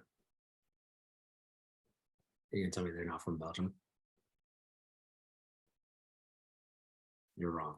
Trying to find. Here we go. They're actually initially called Brussels waffles. Okay, want to know something epic? I just thought of this. They So had to change earlier, that name, Cameron, 'cause it sounded gross. wait, what did you say? They had to change that name because it sounded gross. Look at Cam's face. He said Brussels waffles. Ew, But I'm like trying to. like Where's Brussels the? sprouts. Ew. Oh, it was a Belgian. Wait. He called it Brussels waffle, but Brussels isn't in Belgium, is it? Brussels is Brussels in Belgium? Yeah. Yeah. Okay. I don't know. I was thinking it was Germany for some reason. No, Okay, that's- but then he that's realized people Berlin. associated with the sprouts, so he called it the Belgium, and then it turned into Belgian. Okay. That's very weird. So there you go. Now you know. Now you know. That point that you were making about like university, I was telling somebody, like a 16-year-old, that they're like, I want to go to university or whatever. And I was like, why? Do you know what you want to do? And they're like, yeah, I know what I want to do. I'm like, oh, okay. What is it? And like, is it something that you need a degree for? And they're like, no. Why? What do you mean? I was like, well, because because What was it? I'll tell you in a second. Okay. They were saying like how important it is to have a degree to get a good job. And I was like, maybe, I don't know. Like these days it's not the same as it used to be. And she was like, oh, because my math teacher is one of these people that goes to like a $20,000 a year private school, right? I'm like, yeah, my math teacher says you need a degree, and now you need like even higher degrees to get good jobs, and it's very valuable, very important. I was like, I mean, not if you're going to like Google or something like that. If you know how to code, they don't really care if you have a degree or not. And they're like, oh wow, really? Like, yeah. And they're like, so what do you want to do? And they're like, it's kind of silly. I don't want to say it. I was like, well, just say it. It's what you want to do, right? Like, I want to be a writer. That's not silly. Like, I didn't actually tell you what it was. I was just being vague. Like, okay, so what kind of a writer? Like, you want to write poems or something? And they're like, no, Adult I want novels. to write lyrics to rap music, to like hip hop, like conscious rap. And I was like, oh, okay, all right. So how is getting a degree going to help that? So, but also their math teacher said you need a degree to get a good job. So what they're really thinking is they're going to get a job, but also write rap lyrics. Yeah, exactly. It's See, really now that's interesting. actually a cool point, because imagine in the 1950s, someone being like, some average kid who goes to a private school being like, I want to write rap lyrics. What does that show you? Is like, these kids don't see any actual future. They're like, oh yeah, but also I guess I need a job. So yeah, I'll do whatever you're telling me. But how many people followed that advice and then they're like, what fucking job am I going to get?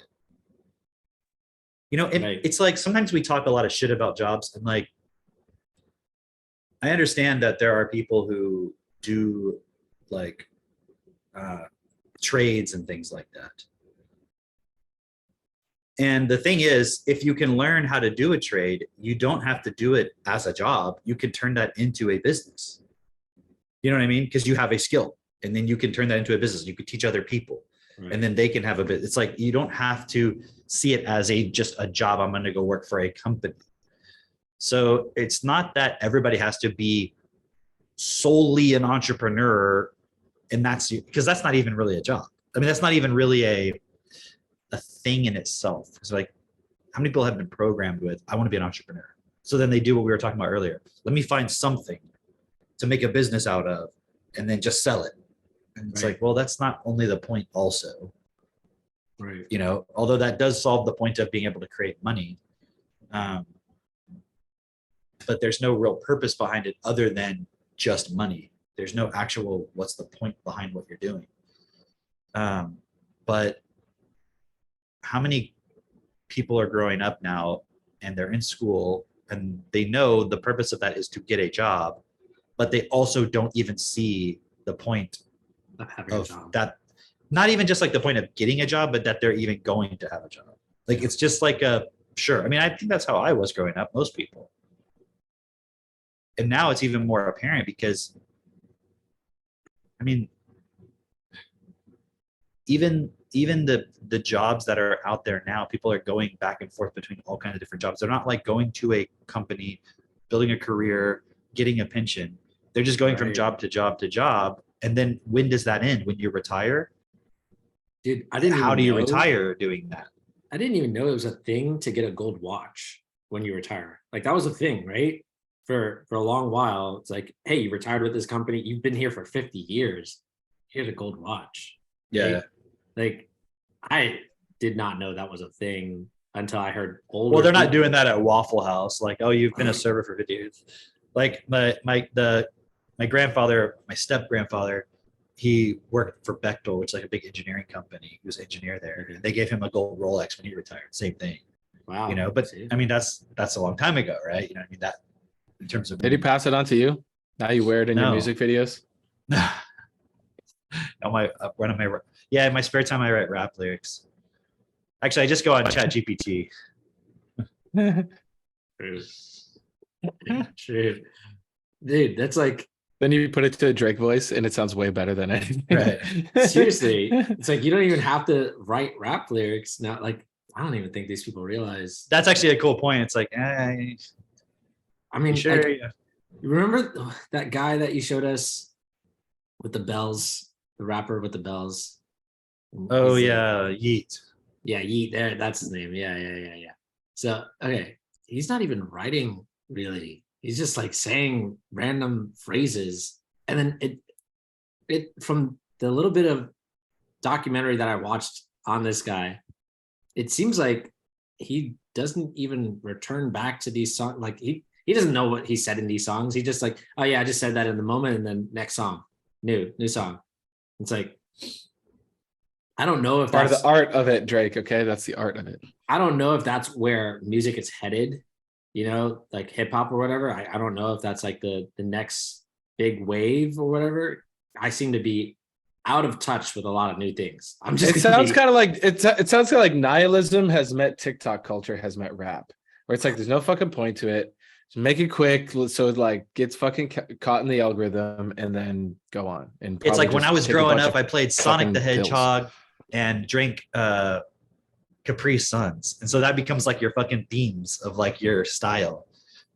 Mhm. You know, so like you constantly are wearing Sonic the Hedgehog t-shirts and referencing like Sonic the Hedgehog and like I got my Capri Suns. Like that's basically Yeet. It's like just with like fucking I don't know Cheetos or something. It's just this like weird recycling of shit. The AI thing only kind of exposes what we've been doing really slowly as human beings over the not too long since for not too long. You know, like at that point about how like bell bottoms always come back at some point, and then like baggy jeans and then skinny jeans, and it's like always repeating, you know? yeah. Oh yeah, what are those ones called? Jinkos. Oh yeah, the Jinkos. Jinkos. Yeah.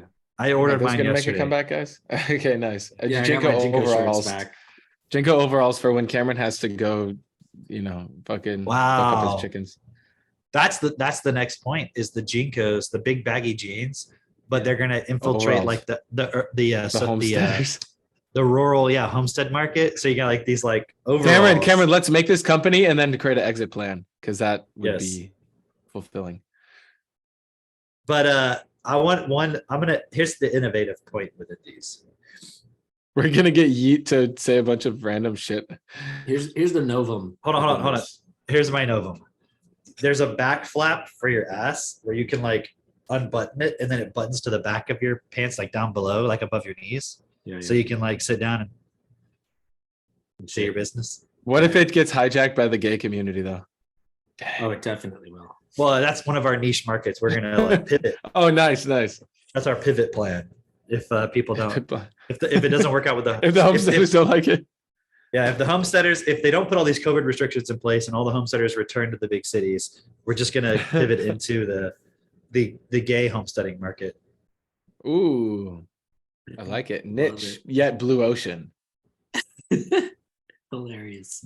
I'm trying to think of a Drake, name, why the but fuck are you laughing at this?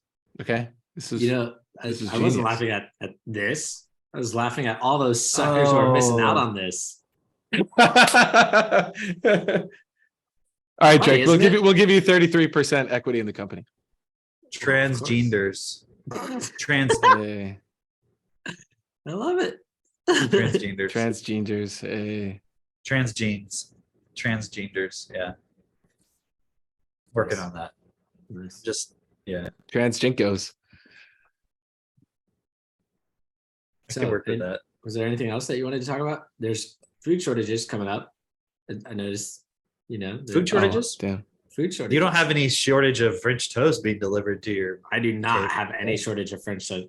Let me just describe this French toast to you just a little bit. How is this So bread good. made? Where do you get the bread? So the bread is a brioche bread, right?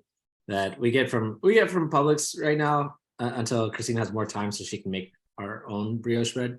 But it's a very light and fluffy bread already to begin with, right? It's cut into thick slices like a Texas toast, right? And then it's obviously seasoned with like cinnamon and sugar and all the good stuff. Seared You in a put all pan. that in the egg mixture, Yes. of all the course. seasoning and sugar and everything. I was Of checking. course. Mhm. Seared in a pan, and then Seared. topped. Like, okay, do you have like 1 to 10 on the thing? That Yeah, makes the heat. yeah. What Like a what stove, what, like a normal what stove. temperature are we Like at? a fucking stove. What do you think? He's doing it over do you have like a fucking fire pit? Do you have like a dial? Like with Do you have one of where those it's just like- stoves What that you can like temperature? turn it on? Does it have like yeah, a on? Did your stove heat stuff up? Does it? It does that? Wow. Wow, that's Okay, I need crazy. to know what heat this is at so I can tell Jessica. So the smoke alarm doesn't go I don't off. know, and as it's High heat for about 10 minutes per side. in like a cast iron. Yeah, ask Christine. Then it's topped with fresh berries and peaches. We have peaches now and whipped cream. Right? That sounds fucking good. It is so You ever good. put chocolate chips on your French toast? No. I don't think I actually ever done that. No. The kids and Just Katie love waffles. chocolate chips in their pancakes. Oh yeah, Pancakes that is shit's fine. good. I don't. Yeah, yeah. I Pancakes don't. is I don't like fine. chocolate in there. On Pancakes with toast, chocolate chips and blasphemous. peanut butter and like whipped cream on it. too much. And some too syrup. much, Too much. Too much. I like some walnuts or pecans Mm. rather, either one with bananas, little pieces of banana in the waffle. I mean the Oh, pancake. that sounds pretty good. That's okay. That's okay. I like my pancakes with bananas and blueberries, and then like, Do you guys use pancake mix or do you make your own? of course, we make our own.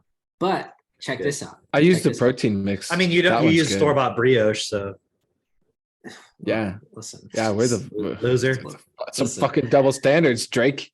listen. This is just temporary for the moment because The only time we ever buy bread from the store is croissants because like we're out of bread, like if Katie didn't have time to make any or something, and the kids need sandwiches. I would love if Christine would learn to make croissants. I would love Yeah, it they can so call them croissants.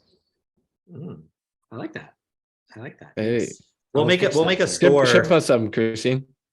We'll You make know, in a all your fully free time that you automated have. a fully automated shop that you have to scan your butthole to get in, and you have to be wearing. Hey, now the transjinkos become Right. an order of convenience. It's kind of like that book you were talking about, right? You have to have the trans jinkos on to get into the store.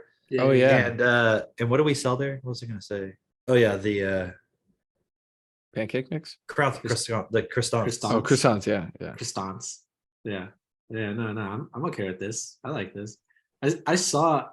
I don't know what this was from, but I saw a skit. Maybe it was from Adult Swim. Maybe it was Eric and Tim and Eric. Maybe it was one of them.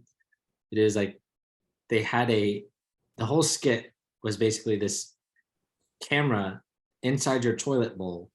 Oh yeah. You No, remember it's like this? it was like an Adult Swim thing. It was some kind of like high tech Does- typing. It wasn't a scan- camera. It was like a computer system, like sensing system. But it was like scanning your butthole because your, Yeah. your butthole's like a fingerprint, apparently. Oh yeah, that's right. They were like everyone has a unique like hole print or whatever. It's Yeah, yeah. like a fingerprint and it's Yeah. unique to you. Yeah. See, Amazon's just paving the way. That's it. That's it. Hey, you know, I was thinking Wow. about this too, like Whole Foods. You guys are not both from neither of you from Texas, but did you ever experience Whole Foods prior to Amazon buying it? Yeah. Oh, yeah. No, 100%. It was way Like how different. much before? Like Like Okay, when it was I very remember- different? 2-3 it was- years before. Yeah. Like I remember as a kid, I remember one time my mom took me to Whole Foods as a kid. It was hilarious. They had Um, Whole Foods in Florida? Yeah. But she took me there, and because I guess she was trying some new, health fad or whatever. She took me to Whole Foods, and then when we got there, it's so funny. She was like, when we got to the register, she was like, "Oh hell, what? This costs how much? No." She's like, she bought the food, and she was just like, "That was crazy." And then on the way to the car, I dropped the like pasta sauce or whatever, and it's just exploded on the. And she was pissed. She was just like, She's like, that was my life savings. "That pretty much." She was like, "We are not coming back to Whole Foods." So we didn't go back to Whole Foods for a long time.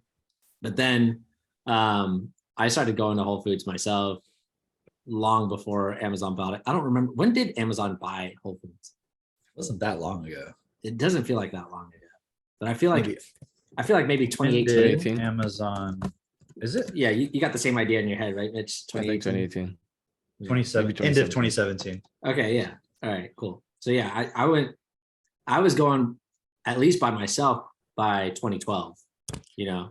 It's like they've Before it retained was cool. some aspects of it, but mostly it seems like a totally different place. Because we used to go to the one like there was one in Austin that we would go to, like when we lived in Austin, or I don't know if we lived there, but we would go there, we'd visit Austin, and we'd go to that Whole Foods, like the original one, and then like even some of the ones in Houston or whatever, they would always, but it's like they kind of became, it's like it's still just expensive comparatively, It is, but it's not. It just feels It's much more like sanitized. clinic. I was gonna say clinical. Yeah, sanitized is a good word. It doesn't feel as like because Whole Foods grungy. used to be like, yeah, exactly. You used to have It this, wasn't like dirty or anything. It was just like But you it feel had like this, you're like, like in a very hippie place. or something. European feel to it. Very just Yeah. like you're out in an open market, and there's just the fucking food is there, and like it was completely different from like even just a few years ago. It just It's like they've become more. It almost is like computerized, technological. It's a like, box. sanitized. Yeah. yes. I was just thinking about that from the perspective of how, this idea of like when you like exit your company or whatever. And I mean, I'm sure there was some reasoning behind it, but it's like they, I think they were Amazon- losing money. They weren't making any money or something. probably so, but they were probably already going away from that whole, Maybe. because I don't think that much changed right away when Amazon bought them. It wasn't like super obviously different. No, not Because I remember they were putting more Whole Foods. Like they put one like where we lived in Houston, like in a random place, and we were like, okay, now they're opening a Whole Foods there and there and there. So I think it just kind of started becoming already more like that. But it's I don't know, maybe not. I don't know. Maybe it was just they expanded too much. I don't know. I don't know the whole story behind it, but I just wanted to say that because I don't want that to happen to trans Jinkos. So, You want to make sure it stays grungy. and then, oh, you know what? We'll have like a picture with like the person wearing them and then like the flaps open. And we'll put, this is our only exit strategy. Damn. That's So genius. People the are gonna be like, customers "Man, know the we'll impact." always keep the quality at that level. That's genius. I like it. love it. Impact. I love it. Yeah. Oh yeah. And then we'll have another one be like, here's our environmental impact. And it's just a person like shitting on the ground with their flap open. I don't love that one so much. But no, Yeah. like Yeah, I think we'll get good ESG rating because we can do the whole like gay people like us. I don't know, the homesteading thing, spin it in a way because Homesteading and call it? ESG. I can't really tell where that's gonna land. You know how people call those the like pet doors? They call them cat flaps.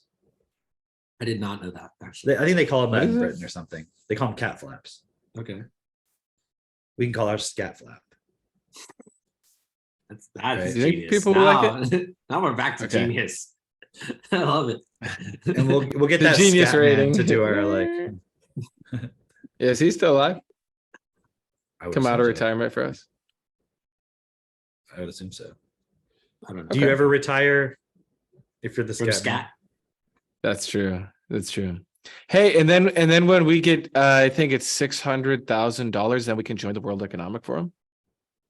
So Only 600. that should be benchmark one. Or it might be that might be the No, monthly membership. 500 million. Right? Isn't it? That's like the elite inners. That's like That's a where lot. you get to go to Klaus Schwab's sex party. That's a lot of I'm just scat trying to get flaps. in the door. That's where right like away. the Go required. pitch some investors. Hey, but maybe we'll get a special entry because we'll provide like all of our trans. Oh, maybe codes. they'll wear our stuff. That's what I'm saying. Okay. You guys, Hold this on. is gonna get big. I'm pretty sure Okay. it's like 500,000 a month. That is like their Okay, dues. we're gonna settle this shit once and for all. Okay. Yeah, go look How it up. much Go look is it up. to 'Cause I'm pretty join? sure But it's even like if you fucking- have the 500,000, they doesn't. You're mean not getting in. You're not getting in. No, with you just get a little 500,000. spot on their website, I think. You're But not even getting then, in. they won't Choose a plan that's necessarily- right for you. Let's go. Okay. New champions community. Hey, we could be part of the new champions community. Those No. fucking scumbags. They're so good with words. Man. How much do you have to make just to join? Oh God. Should I accept cookies from their website? Yeah, the cookies are always delicious. Oh, look at this. Look at this. For personal use, premium virtual events, $25 a month. 76 a month. See, so they were catching flack. For what? 25 They were bucks a month catching for flack because everyone knows that it's actually like fucking six figures to join. So It's now not they're like six trying figures to join. I'm telling you, you can't join with 6 figures. It's not possible. Not possible for you to join on just 6 figures. You got to have at least 7 figures to join. Dude, you can't find another website now. They scrubbed it. They scrubbed it. It's this little fucking $90 a month. Bullshit. Fucking genius. Bullshit. $90. And it looks so fucking innovative and cool. God damn. This is why we gotta join. Looks so innovative. and cool. Hang on, guys. I'm in the World Economic Forum now. I just bought my membership. Apparently the reason why Amazon declined to why Amazon bought them was because they were so successful at getting everyone aware of like organic foods and like stuff like that. And all the other chains started offering that stuff. So you could go to like Safeway or what's the one in Florida? Publix, like honestly, if you go to a Publix, it's just as It's great the as same going to thing as Whole Whole Foods. Foods. Right. It's the It's like, same oh, why would I fucking go to Whole Foods? Like Because that's all you get. literally, we have Publixes that look the exact same layout as a Whole Foods. That's what I mean. So I think they were saying that's part of why they started declining because they only had that stuff there. So it's like people were like, I can't get all the other stuff I need. And that was the other thing is like you go there, and they have like 2 of the brands, and you're like, well, I don't want that. I want this other thing too. So it was like more limited. Yeah. But then Amazon's whole thing was about turning it into the digitized, the digital stuff. So I guess they needed a brand or something.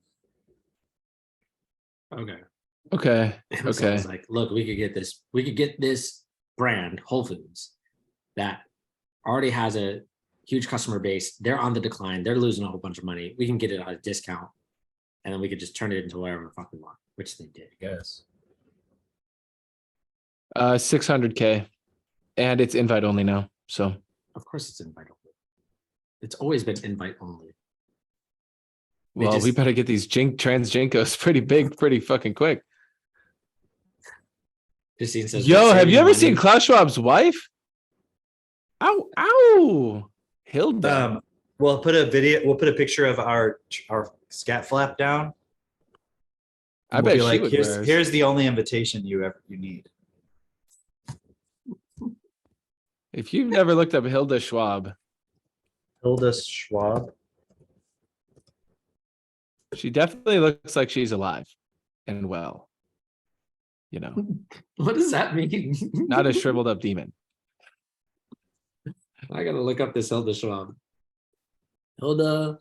Feels like an old woman. Schwab. Wait, how do you spell Schwab? Oh, there it is. I think she's like a No, I'm normal old just kidding. She looks like a fucking demon. There's a funny Bernard. It's kind of intense, but forget which part of it. I think it's in Creation's Journey to Life.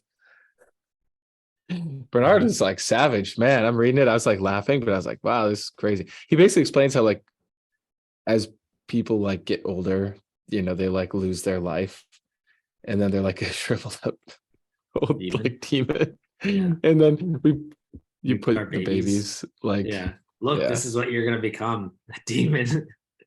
that Yeah. traumatizes. It's like damn. They shove your Yeah. face right in front of like an old demon. You must be in like the 4 or 500s of Creation's Journey. That I read that one a while ago. I'm Yeah. definitely in 500-ish. Okay. Pretty Yeah. good stuff, man. Yeah. Pretty good stuff. That stuff is I'm really glad I good. can read. I'm glad I have technical tutor, so I have high vocabulary, because otherwise I'd be missing out. See, people think that Actually. we're random about the stuff we talk about, but what we really do is it's like we lull you to sleep with all these weird random conversations, and then you just go in there and you insert like this blog, and you're just like, yeah, you should read that. No, it's actually Because if we just made a podcast talking about that the whole time, nobody would listen to it. of course not. Unfortunately, Yeah. It's because they can't read. That's they're exactly they're like we need the gene codes, and then we want to hear a little bit. imagine Yeah, we you're need to an know. author and you like you have all these really great ideas and you want to like express them in a book, but nobody will read your book because it's too high vocabulary. So you have to dumb down your entire book just so it would sell, right? But then you get to add in little nuggets of what you originally wanted to share with people in there, you know? And that's what this podcast is. It's just dumbed down destiny, dumbed down Creation's Journey to Life so that you'll listen for 5 fucking seconds. And then maybe it's you might mostly it's mostly we talk about, if we could name the topics, we talk about transgender, we talk about sci-fi. Yeah. What else? education, reading. That's pretty much it. And we talk about our mugs. We're putting mug shots at the end of the podcast today. Listen, Christine's This got is called the Ruth. cute. It's by some master potter from somewhere. Well, I don't know, Potter? man. This guy, he's supposed to be a master, but his mugs are a little thick on the lips. Yeah, I don't want it so thick there, you know? not my preference. I don't prefer mugs just in general. I like these. Oh, mason jars. Perfect Mason ball. It reminds yeah. me to, you know, ball. Be a baller. Shot caller. Yeah. Do you feel like a um, mason when you drink out of it? I don't know what that feels like, Cameron. Okay. He feels like a Mitchell when he drinks out of it. Isn't that right, Mitch? No, but what I was gonna say is I just finished. So I finished a couple of series now on Equaf. And now I'm gunning for my next series that I want to tackle on Equaf. It's actually really fun when you finish a series, like because they're so long. Well, some of them are. Which one did you finish recently? The parenting series, even with the new ones, because you know they Oh, added good. some. Right? Yeah. So I finished that. Really great series. And the new ones were actually pretty good too. I was not sure. I was not sure how good they would be, but I am like, wow, this is really good. I mean, I was impressed. I liked it. Anyway, finished that series, finished the Equal Money series, or not Equal Money. Sorry, the Solo Money series. And I'm working now on my next big series, and I'm excited for it. And you'll find out about it when I'm done with it. Okay, we'll see you 3 months from now. That's sweet. I don't know. This is a long, long series. It's a Nice. very long series, but no, I'm loving it. Like I get so much out of it now, and I can remember when I would first start listening to Equaf, where I would just be like falling asleep, or literally I would try to go for a run while listening to it so that I would not fall asleep. And then you know, fell asleep when you were running. yeah, and then I face planted. Yeah. But then even then it was just like I couldn't hear it, you know? It was literally like a foreign language to me, which is so interesting. It's so interesting how that works, you know, where it's like this feels like a foreign language, even though this person's speaking English. It's sort of like how Jess was describing reading each and every individual word as just a single word, and you miss out on the entire meaning of the passage, right? It's like, do you actually really understand the language that you're using? You have a very, it's so weird. It's like, okay, you know how we describe reading, like what most people do, they think it's called reading, but they're really just like, I don't know, they learn to pronounce some words, kind of like how we were reading that Little Red Riding Hood earlier. That's what they call reading, right? It's sort of like if you were going to go play basketball with LeBron James and Dwayne Wade, Michael Jordan, and Shaq and Wilt Chamberlain, right? And they're like, "Oh, does this? Can you play?" And you're like, "Yeah, I can play. I can play." And then you get on the court, and they're like, "You don't know what you're doing. You clearly like you could barely dribble the ball. Like you're doing this thing. Remember in The Office when I don't remember all the characters' names from The Office, but the black guy, what's his name? Daryl. No, Daryl. Oh, in The Office. that's like the warehouse guy. Not the Daryl. warehouse guy, the guy in Stanley? The Office. Oh, Stanley, the Stanley. big dude. Yeah, Oh, yeah, Stanley. But like they're like, "Oh, I want Stanley on my team," right? And then he's like dribbling the ball, and he's like, when you're dribbling and you got your hand up while you're dribbling, like trying to keep your balance. That's what you're doing, and you call that reading? You think you actually understand this language, English? That's what you're doing, and you're playing up against like LeBron James and all the superstars, right? Steph Curry, whoever it is, right? It's like, and they're like, their idea or their understanding of playing basketball is way different. Meaning, what is actually reading, you don't even understand it. You might be able to, you think you can read, you can pronounce some words on a page, but you don't even understand really. And I'm just using reading because it's way deeper than just reading. It's like actually understanding, actually being able to comprehend, actually being able to put things together. We've been so limited in that. And it's so funny because it's like, I saw this quote the other day, and the quote was, I think it was by Frederick Douglass. The quote was, "You don't want your slaves to be educated." Something like that, right? And if you really think about it, it's like, you don't even realize that you've been dumbed down in a way where it seems like you're being educated, but what you've been given is just like, it completes or fulfills that point within you. Because if you know you're not educated, and you can see that these other people, like they've got a completely different education than I do, like, and I'm just not educated, you'll be upset about it. But if what's happened here is the point of quote unquote education has been fulfilled to the point where you feel like, yes, I am educated. Yes, I can read. But the reality is, it's like, I can get 6 boosters. right.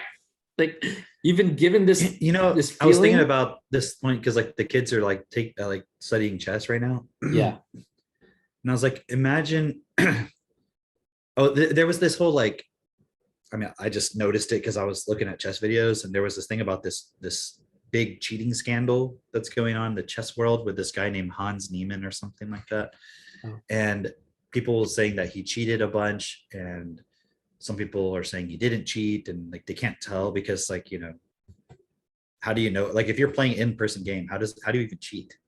Yeah, how do you cheat? I don't know how that's even possible, honestly, but his Took a like bunch play of was really, Adderall. I didn't look that far into it, but apparently like his he would like lose a game that made no sense that he would lose, and when he would win, he couldn't like he didn't explain like how he won and like what his moves were, like how a normal grandmaster would explain stuff and like go into all the different variations and all that. He would be like, oh, we don't need to even think about variation. He would say things that don't make sense. So high level people were accusing him of cheating and stuff. And then now like chess.com is like, oh no, it's all resolved. We're all good. Because he like sued chess.com and like Magnus Carlsen and like this other chess grandmaster Nakamura for like $100 million. And then they like dismissed it. It's over. Like, and now he's back playing. And so I don't really understand all the history of it, but it was just this thing I looked into because it was, because we're looking at chess. It was like kept being recommended. And then I was just thinking about it, like, because he's this really young guy. He's like 19, I think. And apparently he's really good. But also then there's this point where maybe he cheated like 100 times or something. It's like not clear. And, if you go to like chess.com, they have all these lessons and they've got all these different things. And like, it's like almost kind of reminds me of like WWE or WWF when I was growing up, where is it real or is it not real? And I'm not saying they're not really playing chess and they're not, they are good at chess and all that, but like, what if you were like one of the top players and you kind of controlled that environment and then someone new comes in? You could sort of try to control the environment so that they don't displace you or they don't have any influence. And then I was thinking what if you made the lessons where you would never really get to the higher level, even though it seemed like you would? Yeah. I mean, I'm not saying they're doing that. Yeah. I don't know, but that's kind of what it makes me think of, like with the education system. It's like, okay, we're going to create an education system so you can learn anything and you can become anybody and you can work hard and get degrees and all this stuff. But in reality, even if you get to the top of it, you're never going to be Bill Gates. You're never going to be Magnus Carlsen by hypothetically listening to these lessons, because they only will take you so far. And actually there are certain things where it's not teaching you exactly the correct way, or it's kind of like influencing how you perceive the game in some way. Yeah. I'm just making this analogy up, right? Yeah, but that's how the education system is, because people think like, no, you go there and you learn and you become educated. And it's like, no, but everybody who goes through it, their idea is to get a job and become an employee. But if you look at what Robert Kiyosaki showed everybody, that's like, in terms of financial freedom, it's like the worst thing you can do. You can never become financially free that way. It's like, oh, I know somebody who got a job and then they got a good pension and all this stuff, but that doesn't even exist anymore. And that was never sustainable anyways. Do you know what I mean? If you could see the future, you would know that was only for a limited time, that could even work hypothetically. Yeah. So it just made me think of that point when you were bringing that up, of like, you're being educated to a certain level. Yeah. But it's never actually going to be the real thing you need. And in a way where systematically the vast majority of people will be stuck. And so a few will stay on top. And that's a problem because they don't even know how to solve all the problems. Yeah. So that's why we see like the World Economic Forum and all these groups, like just trying to control. And dude, y'all saw that thing I don't know if we talked about it, but that thing about, what was it, Mitch? That thing I sent? It was talking about you'll eat like zero meat preferably, or remember that was like some document. The cities, the C. Oh, that's what it was.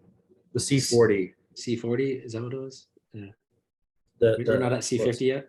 The 15-minute cities or whatever, Yeah. And they were like, I forget what the numbers were, but it was the likely and then like the ideal. And like the ideal was 0 grams of meat per year. Yeah. Animal meat, it would all be lab grown protein and so forth. Craziness. It was like the amount of energy consumption per person, ideally 0. What? And I saw something recently.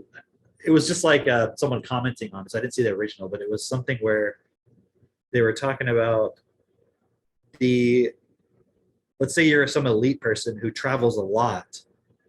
You could just get the credits from somebody who can't afford to travel. Yeah. So it's like maybe they only have 5 credits, but they need 10 to travel.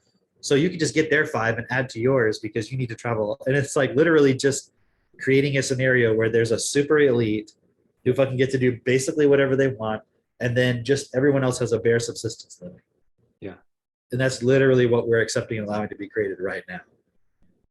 You know, when you said zero energy consumption, it's like, that's not even possible. I mean, I was kind of being facetious about that, but that's probably But I mean, close to- but like, that's not even like, people have this idea in their mind that like, oh, we'll get to a point where we won't consume any energy. It's like, that's not even possible. Like, if you want to stay warm when it's cold, you got to use heat. What are you not going to have heat? Like, what? Even if you built a little fire for yourself, like you're consuming energy. You know, like it doesn't even make sense. If you got to cook food, what are you just going to eat raw foods for the rest of your fucking life? Like, you know, the whole spiritual new age movement got everybody to believe that energy is the source. And then now the elite are like, we're going to control energy. yeah, there you go. Isn't that fascinating? Yeah, it's like It's like, be careful what you believe in. the source is just energy. It's not in the physical. Yeah, that's right. The law Now- of attraction, all about the law of attraction. And women are like, okay, now we're on the scene. Okay, we run everything because we use the law of attraction. Right. And guys are like, oh, fuck. It's like you go to a yoga retreat. Okay, you see a bunch of women in their yoga pants and wearing their flowing robes. You see a dude doing all that stuff. Like the woman's gonna get but I'm saying like the woman's gonna be the one that gets all the attention. You know what's funny is I remember looking at a whole bunch of like pickup artist type stuff, and their whole thing. I don't know if you remember this, but that they had like shows on MTV or something like that. Yeah, I'm aware of that. Yeah. Okay, and so their whole thing was like peacocking, like you're the attractive one, you're the woman, okay? Like, you know how when a woman walks in, You want to know how to pick Yeah. up women? You be the woman. yeah, you be the woman, exactly. Like when a woman walks in, everybody's head turns to them, everybody's attracted to them. No, you're the woman, you're the one who like everybody's attracted to, and their heads turn to you, okay? And it's like you flip the role on them, like, okay, you know, I'm kind of following this, and then it just turns everybody gay. Just Yeah, they're like, and then you take her home and you pull out your strap on and you give it to her. Okay. And then you're like, wait, what is this? What's going on here? It was just some like, it's MTV. What do you think? They were just grooming everybody. and then you take her home, and like basically you get an implant here in your chest. You say And then you you- start taking these hormones 7 months in advance. Every woman will be so attracted to you. Guys too. You watch the 4th Matrix movie, but not the first 3. Yeah. Did you watch the 4th one? No, I haven't seen it. How was it? You haven't seen it either, Jake? No. Have you? The latest one? Yeah. Why? Yeah. I mean, I just haven't seen it. the movies. I just wanted to know what they put in it. Mitch, And guess what? It impulses everyone with fucking love and relationships and the Mitch, power of love. there's something you want to tell us. Be trans now. I You have to be, because if we're gonna make this trans jingo thing works, we have to have diversity. know we need at least one tranny.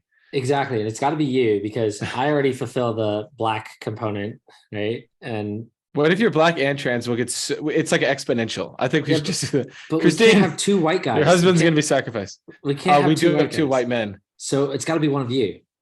And you know, I vote for you, Cam, I Mitchell. don't know. Imagine Cameron as a woman.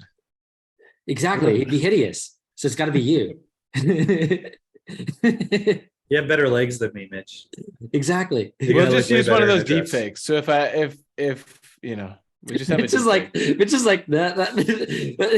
Coming up with so I'm many definitely not doing solutions. the transgender stuff. It's just so many solutions. It's got to be you. This has been recorded on Facebook. You I could can't just take you it could down. just change your name to Michelle. Obama. Wow, I mean, just convenient. Michelle. Cameron, but you By could the be way- Carmen, okay? You could be Carmen. By the way, Oh, that whole Obama thing. I remember seeing that like a long time ago. Like that guy doing an interview. You mean Michelle Obama? No, the guy that The other guy. apparently. Yeah, I remember seeing that like a long time ago. I don't remember when it Yeah. was, but So is this actually true that this could get a shadow banned? Is Michelle a man? Okay. How could we know? That's the conspiracy theory. Yeah. How would you be able to Yeah. know? I mean, I wouldn't don't wanna know. who cares? How does it change anything? I would just have that result in my mind. That's about it. It's an I open feel loop. like if the conservative people are all like, oh, we got to prove she's actually a man and all this, and Obama's gay. It's like, how does that help your It cause? doesn't. Like, Right. wouldn't everyone just be like, yay, finally they can come out or something? And like, how does it help Right. at all? Yeah. Right. No. Yeah. Yeah. I'd have a lot of questions about the kids though. I'd be like, wait, so whose kids are these? Actually, Oh, they're his kids. his kids? Obama. Oh. Whoa. Plot twist. This is There some we Novum type shit. There we go. There we go. I think we should call this podcast Super Novum. Trans Jinkos. Trans Novum. I like Novum. I like Super Novum better. But we should wind down this podcast, Yeah, let's wind it down. I got to go eat lunch before our next meeting. which is like, Yeah. Gotta eat these pancakes. Jessica made some pancakes, apparently. ooh, nice. Damn. They better I have should make some some pancakes. chocolate chips in them. By the way, I'm painting my office. I don't know if you can see the colors are actually different than they were last Yeah, time. I was noticing that. Yeah, it's a you little got some darker, extra white paint on the. It's kind of making and my there's no OCD go guitars fucking on crazy. your. No, that's just there's tape on the corners Oh, okay. because I painted the blue first, and then I You put painted the it darker tape, blue, and then I right? painted the white. Yeah, it was like some weird light blue. It's just like Fuck this light room. blue. We had not really used it that much, and so now we're using it more because we have. Is this the Starlink room with over here. the where the synthesizers were? Yeah, they're in Yes. the other side of the room now. So I'm just setting it up to be like an Nice. office with all that. So it's pretty nice. Had to pick out the paint and all that stuff. It was kind of fun. And So have you been inhaling paint fumes this whole time? it doesn't really bother me. Just latex paint. So that's a yes. I also have like a HEPA filter air Ooh, purifier, so nice, that might nice. help. I don't know. I thought that was a dehumidifier. I have a dehumidifier too, but I Oh. bought like an air purifier in here, and I just got that because it's always dusty. So I was like, well, I want that dust. Fair enough. All right. Nice. All right. Well, Sounds like See a you great guys. conclusion On the next to, yeah. to an otherwise epic podcast. Yeah. All right, I'm gonna get to work on the sketches for our Jinkos. okay. I'm gonna go eat I'll the send them pancakes through and to you then guys I'll. later. Yeah. Make sure you we put can some 3D extra print them. chocolate. Don't you have a 3D printer now? Didn't Max get one or something? I don't think you can 3D print denim.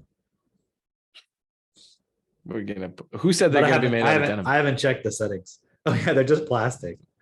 They're like just like you It's just like made sit out in of this plastic crickets. suit. There's like joints and like robot pants. Ooh, I like I'm that. seeing it come together. This is That's artistic. that's the whole genius. transhumanism point. There it is. Oh. That's all we need. Dude, our ESG score is going to be out of this world. We're set for life. That's our real exit plan. Just make sure we have enough for that. So then if they do introduce CBDC, we can have an exit plan based off CBDC because we're so rich. Is that sort of like a vaping thing? CBDC. That's CBD, I'm Cameron. gonna start selling Get with the CBDC fucking oil. times. All right. See you All guys. right. CBD All right. seed oils. CBDC, you guys. No, CBD, CBD seed. seed oils. Yeah, CBD. See you guys later. That's what you're gonna say, Mitch. Sorry, I stole it. That was All what I right. said. Yeah. All right. Bye, guys. Bye. Bye.